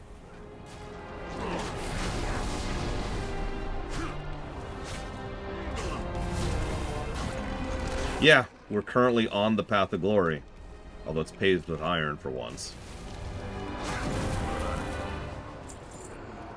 So, yeah, this is the cannon. The tank. This thing. I know it's hard to keep sense of scale, but just think about how large this thing is for a second. Like, you'd have trouble fitting this thing inside of a football field. I have the camera fully zoomed out, and I can't see the whole thing in one shot.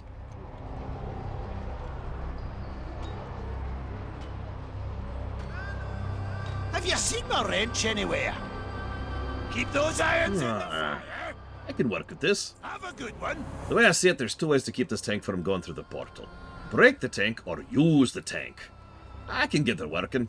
Just hop in that turret. Alright, let's do it. Those orcs off the starboard bow! Looks like we arrived just in time. Hop into that turret and keep them away! So how do you make a turret section actually fun? I'll see if I can get this thing going. Khadgar, buy me some time! We will do what we can, Thalen. Hero, keep these orcs off of us! First of all, you get some kicking music going. But second of all... Oh, nice shot! You escalate. So we start off with just wave after wave after wave of troops. Tank coming over the rise! Look out! Then they start sending artillery after you, which will start targeting you directly.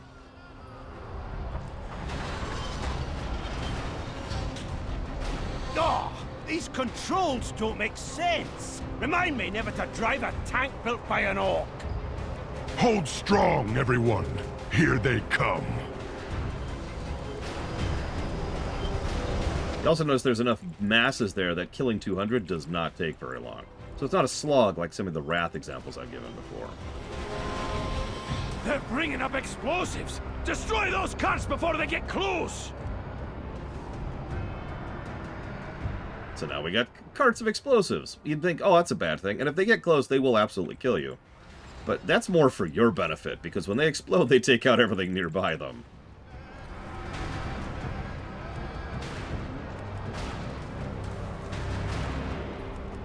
And yeah, this scale is actually pretty impressive. There's a lot here.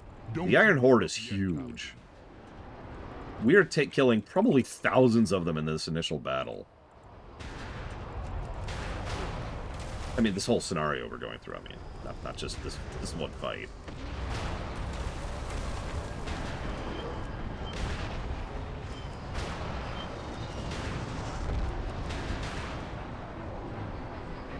That's it! I've got her running! Let's finish this! They do! The Dark Irons literally have experience fighting the Dark Horde. And then this happens.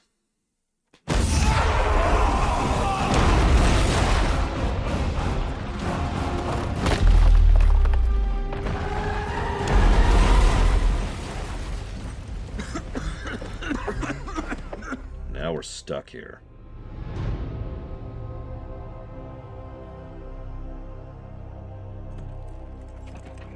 Are you so eager to meet death? Look then upon the countless faces of your demise. Rise up, Iron Horde! Bring your war chief their heads. And one minor thing I like, and it's something Warcraft's consistently good about, you can't hold out forever, right? No matter how good you are, no matter how high-leveled you are, no matter how much power you have, eventually you're going to be worn down. Remember, this is a setting where 30 guys with axes can kill a demigod. Fire away! May your flame... Doesn't matter how strong you are, you will be brought down eventually. Irons in the fire! So we are running. Be here any minute! Let's move! The docks. Run to the docks! Run!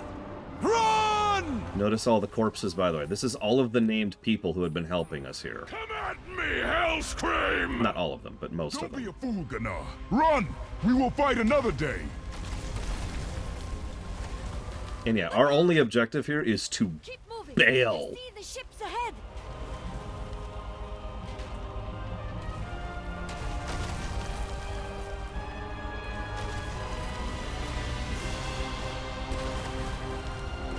Where now? Head for the ships at the end of the road. This way! Go! Go! Go!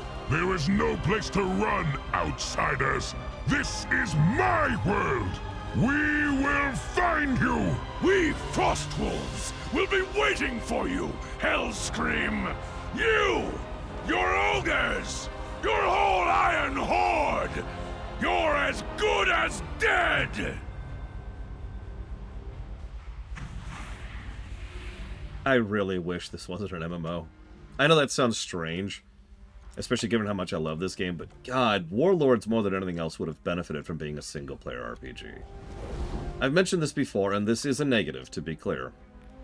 We're trapped and locked away and have no way home, but in a few minutes, we'll be like, oh, let's just open a portal home, and it's fine. I love this vibe. I love this atmosphere of being trapped in an extremely hostile world and being forced to deal with it. That sounds like a Warcraft campaign, doesn't it? Right? Like, doesn't that just feel like the kind of thing you could see there? Okay. We are completely cut off from our home world, but we've got skilled people, we've got experience, and we've got connections. In this initial situation, we have reached out to the Draenor, and we've reached out to the Frostwolf orcs. So, we have something. We have something nearby, and that... Oh, they probably have Blade Troll. We've got something to work with, and that's all we've got. Oh, love that vibe. Let's get to work. Be mindful of your... Now, I know this sounds weird, but we're actually going to pause right here. I swear there's a reason for that. So, canonically, what's happening here, and I kind of wish they showed this, is both the Alliance and the Horde characters reach this point. The Alliance forces decide to go south and help the Draenor, whereas the Horde forces decide to go north in order to help the Frostwolves. Now, unlike most of the time there's this kind of a split, this actually makes perfect sense. The idea here is very, very simple. The Alliance forces and the Horde forces are both... Obviously, we're working together again, right? Cool. I'm with that. But we still have our own kind of infrastructure, resources, chain of command. And not all the bad blood is gone. So the split makes perfect sense. And we want to help both the Frostwolf orcs, and we want to help out the Draenor. So it just kind of makes sense that the Alliance go one way and the Horde go the other. We're going to keep coordinating. We're going to keep working against our common enemies. We're not fighting each other. We're just splitting our forces to help out our two new allies. And that works. It's just such a shame it's going to be thrown out the window in like 10 minutes. Yeah, divide and don't be conquered. It makes perfect sense for once.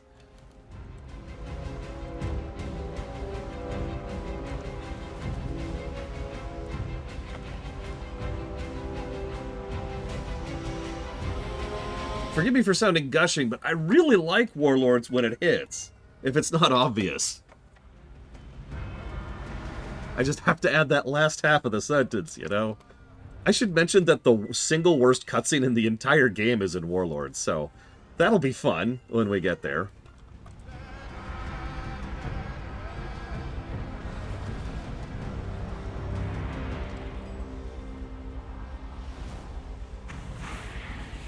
Oh, man.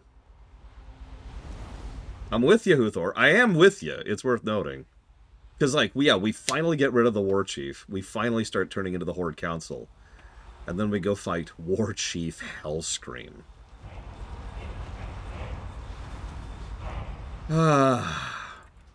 So, like I said, we're going to pause him here. I did a tech test on this earlier. It makes sense, I swear. Once we start the next sequence, there's no good pause point. Yeah, that's the one, Rax. That's the one. So we're just going to leave our Horde character on pause while we do a couple of zones on our Alliance character. And while we're here, since it sounds like I've got a few more minutes, let's go ahead and get caught up here, shall we?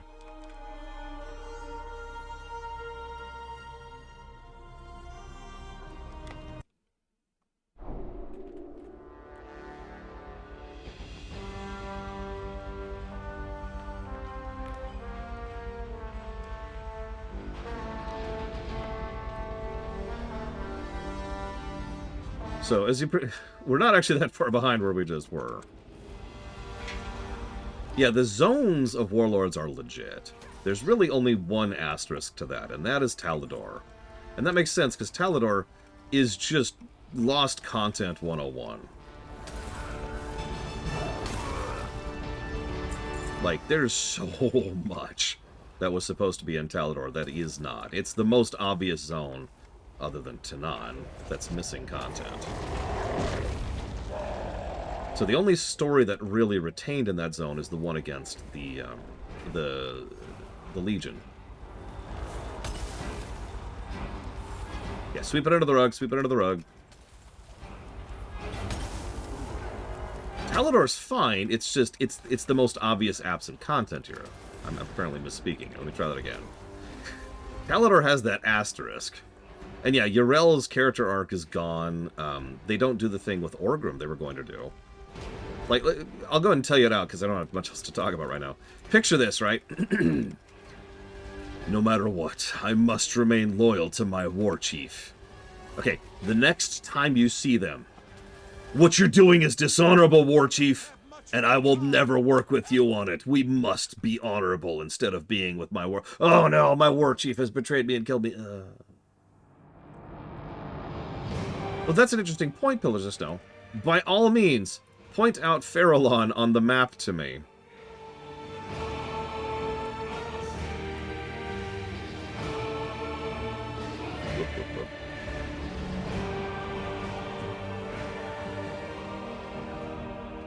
Just watch this one more time. We can skip this. It's all skippable. It is absent, but it's not obvious, Pillars of Snow. If you didn't know they were going to add Farallon, how would you know it's missing? Talador has obvious indications of absent character arc, plot points, and indeed, Shatrith is right there and completely inaccessible.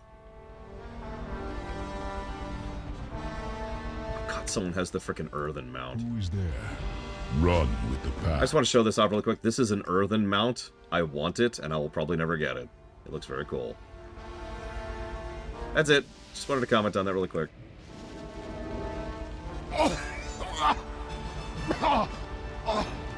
Oh, well now, I'd say we made an impact. Yeah, Farallon, the Fields of Farallon, they actually call it that even in BC, is the zone that became the Netherstorm.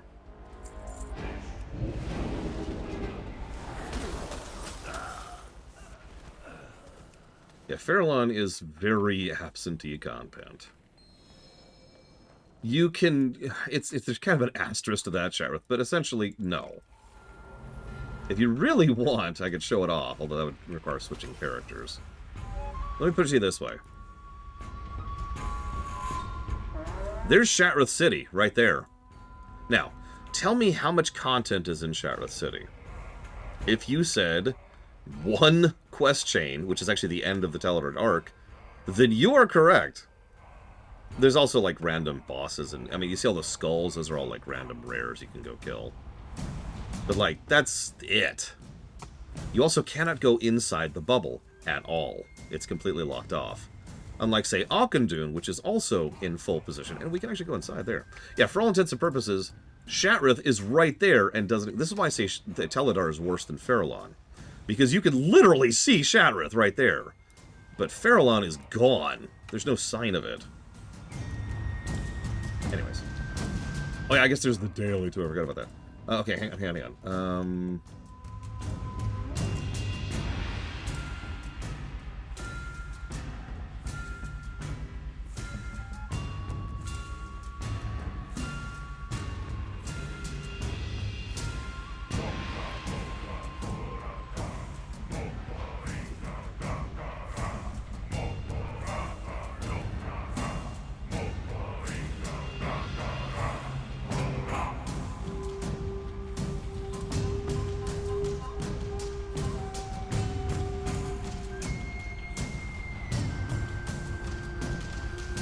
Yep, screwed up.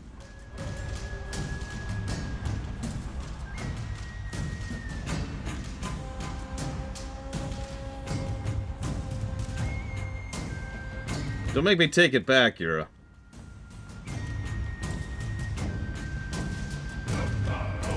There she goes. Wait for it. Kerplow! Oh, weren't that the prettiest thing? Talk to me. Be good.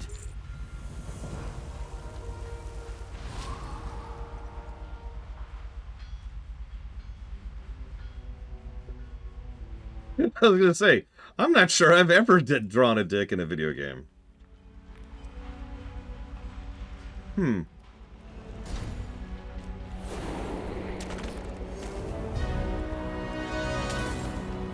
So yeah, I'm pretty sure my TTP is infinite. Go figure. Just get me free, stranger. I could kill 100 of these pigs with this shovel alone.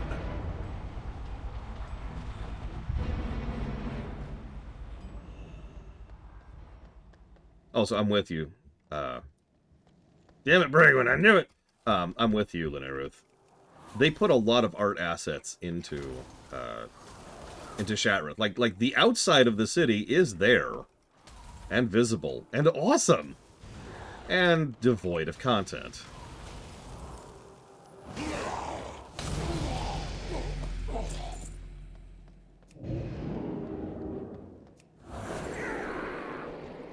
Correct, Lieutenant Tuna Jenkins. Yeah, it's a skybox. It's like, okay, you remember in what's the area outside Radzatan? I can't remember the name right now for some reason. Like the zone, the Radzatan zone. Thavnair, thank you. You know how there's that giant looking cool cliff thing dangling out over the water? That's cool looking, right? It gets visual positives. Or they should have gotten visual positives for being there, and that's cool looking. But it's not there. It's decoration in the background, right? You literally can't go to it. That's kind of what the spot that Shattrath sits in. It's cool looking, but like, there we go. By the way, I know a lot of people who are really disappointed by the mage mount. Can I just say that they're on crack? Look at this. First of all, it's really high detailed, especially if you zoom in. Second of all, this is just the Frost Mage mount. Here, you know what? Why don't I show you them all?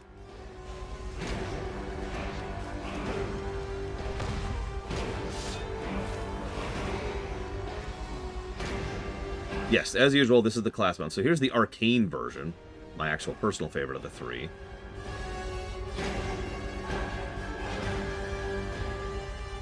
And fire.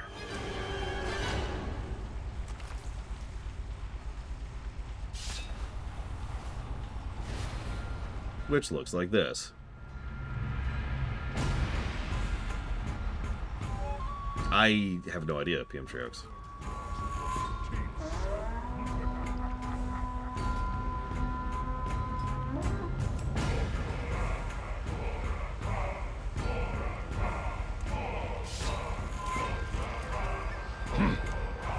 Now go. Free at last! I swear by the spirit of my father, I will make them pay!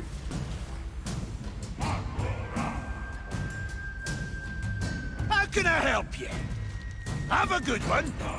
Oh, that's true, Pillars of Snow. I didn't even think about that.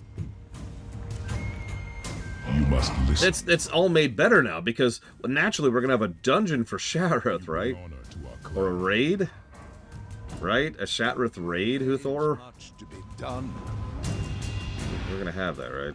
Have you seen the wrench anywhere? You do the fighting, and I'll do the fixing. Now, let's get up on that tank.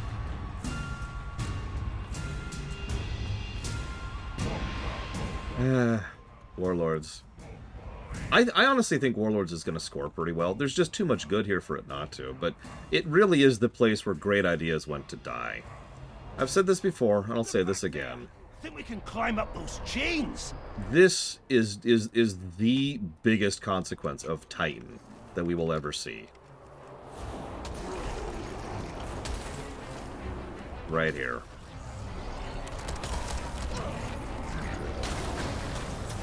So is this the best intro into an expansion? I would argue there are two that are better, personally, but it's a minor thing, right? One is Legion, Try to be Shocked, The Broken Shore. And the other is War Within, because of course it's War Within. I'm not going to go into details. No spoilers. I don't want a single word of spoiler for War Within. I see the controls!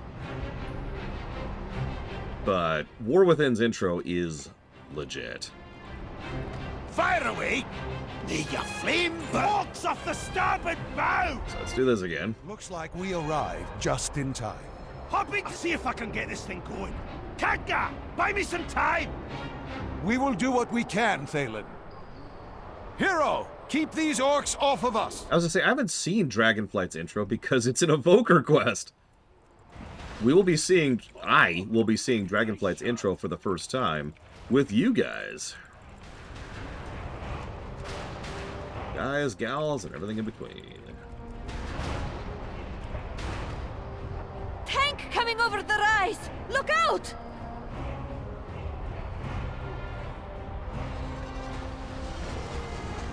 Yours, Uthor? I mean, are we counting the War of Thorns? Because without the War of Thorns... Don't make sense. Remind me never to drive a tank built by an orc. Hold strong, everyone. Here they come. I don't remember the Alliance intro to BFA. I remember the Horde one, and the Horde one is actually really freaking good. Ah, right. The Battle for Lordaeron. They're bringing up explosives! Destroy those cunts before they I'm sorry, Rax. I'm really trying not to talk up Legion. Legion has flaws, I swear. It has several. It has a line I've been making fun of for years. You're such and such. There are so many. Is over. It's such a dumb line. It's such a dumb line. I'm actually taking damage. I gotta hurry up.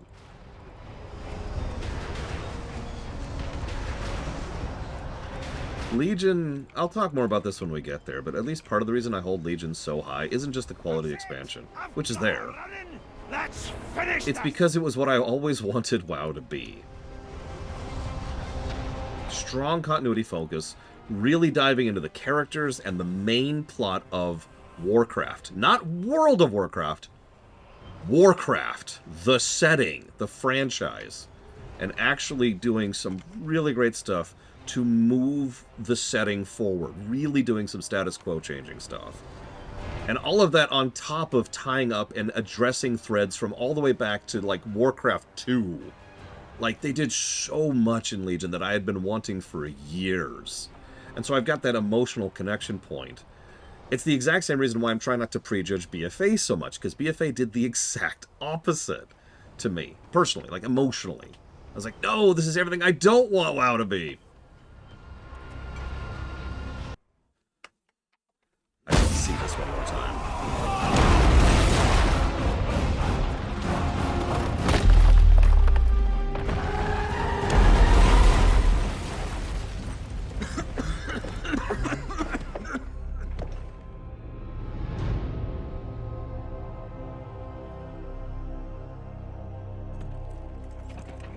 Are you so eager to meet death? Look then upon the countless faces of your demise. Rise up, Iron Horde! Bring your war chief their heads.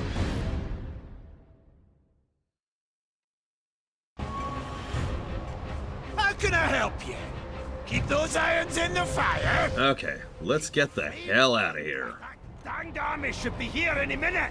Let's move! Hey, Wrecker's Beard. I like Dawn Trail too, it's worth noting. Hellscream! Don't be a fool, Gano. I actually knew Run! that. We will fight another day. Look out! Keep moving. I see the ships ahead.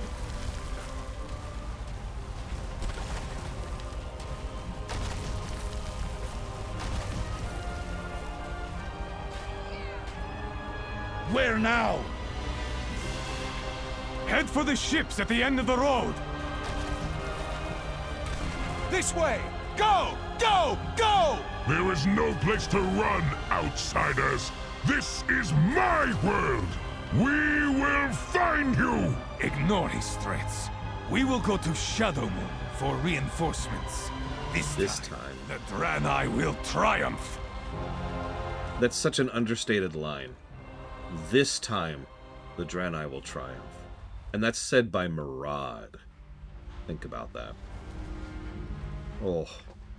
No, this intro is still one of the best moments in WoW, honestly. It's astonishingly well designed, gameplay and story-wise. It's polished, it's intense, it's emotional, it makes sense, it's interesting.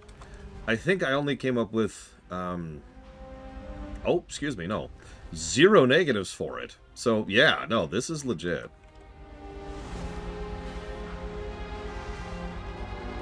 We will defend Azeroth together. Let's get underway then. We will need to build a stronghold if we hope to end the Iron Horde threat. And we're going to need help from the natives. To Shadowmoon! I'm curious what you came up with, Uthor. So during the Warcraft, I covered Shadowmoon first, in part because it makes so much sense that they would reach here first. So the Alliance probably literally are doing their things while the Horde are still sailing north. We welcome your help. For a bit of perspective on the geography, we just sailed from right here at the east end of the Tanaan Jungle to right here at the west end of Shadowmoon. That's right across the pond. By contrast, the Horde has to sail north around Gorgrond and then around the northern edge of Frostridge in order to reach the western edge of Frostridge. So they had to go quite a ways around there. So it makes sense to me that, you know, Alliance kind of do their stuff first, and then Horde do their stuff next. No, I meant during the Warcraft. I don't remember what we did for the lore run, I'll be honest. So let's do some initial. Without faith, the battle is lost. So I'm not going to use this consistently, but I'm going to try to help people keep track here. This is alternate Velen, and that's alternate Yrel, and that's Khadgar, and that's Murad. Is the nomenclature clear? Because we're going to start interacting with alternate people that we've also have, you know, our versions of. Many depend on you. So you're the one that has led my children home. I've been waiting for you. The Iron Horde grows stronger every day. I have foreseen a great battle, but my visions are clouded. It's as if time is sitting on top of itself. One thing is certain, your presence here is of great importance. The light will guide your way. Prophet, this hero and many others from another world have come to... It is good to see you, my child. My people welcome your aid, champion. Come with me. Prophet, I must warn you. The Iron Horde intends to strike out against all who oppose them. We must prepare our defenses. We will deal with one problem at a time. First, we must settle your people. Yeah, we know exactly what happened to our Yrel. There's a joke, which I honestly don't find funny, if I'm being honest with you, about, it's like comparison of alternate versus regulars, and it cuts to Yrel, and it shows her, and then it shows one of the random skulls in the Path of Glory. Whoops. Uh-oh. Okay, there we go. We're okay. How goes the fight? This will have to do. We must not fail. We wouldn't have survived Tanaan without your strength, Arcane Wake. By the way, what do you think of my name? Many Draenor Alliance owe you a debt. Before we departed for the Dark Portal, King Rin personally recommended I place you in charge of our operations. And after seeing you in action, I am inclined to agree. We were adventurers, we were champions, we were heroes, and now we are commanders. Plant your banner. and claim your destiny. Let me go ahead and go against the grain and say that I like this. I like us finally being pushed to the point where we are in charge of things, where we start making decisions, where we start delegating some of our, some of the questing and stuff that normally we would be doing to some of our garrison followers. I also like building up a garrison, and I really like getting outposts in each zone and then using those to gain benefits, gameplay benefits in each zone. I've said this before, and I'll say this again. Garrisons were good during leveling.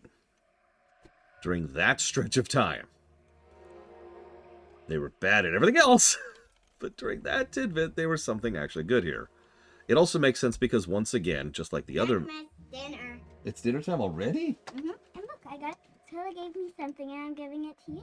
Oh, it's a bead. Thank you. Wait, do I get a hug?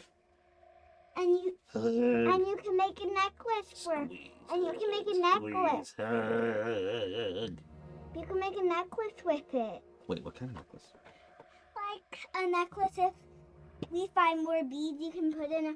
If you have more beads, we can put it on a necklace. In that case, I will go ahead and put it right over here. In case we can find more of those. Your blanket? Wait. Put it on your eye and turn it around and do it on the blanket. Oh, that looks very strange. Mm-hmm. Have you done it? It's very cool. So, obviously this leads into Legion, for reasons I've explained already. But it also makes sense, because remember, canonically at this point, we're from Kata at the latest. Kata, Pandaria, be it Warlords. So, yeah, we are experienced veterans at this point. Makes a lot of sense, right? And once again, it ties into the last thing I was going to comment on, and then I'm going to go up to have dinner. And that is that, once again, this is a freaking Warcraft campaign. We're literally establishing a new base in a hostile territory with which we can then build units and buildings in order to expand into further zones. It's a freaking... My sister... This is not a joke. When they first announced Warlords, she was so excited. Because she didn't think it was an expansion. She thought it was Warcraft 4. A lot of the way they showed a lot of the initial stuff and the big emphasis on the garrisons made it kind of feel like it was a Warcraft 4 thing. It's snowing on this one, so it looks the prettiest. It is, I agree. So, whatever. Anyways, I do need to go get to dinner. So tomorrow we will continue going through Shadowmoon, and hopefully I will see at least some of you there.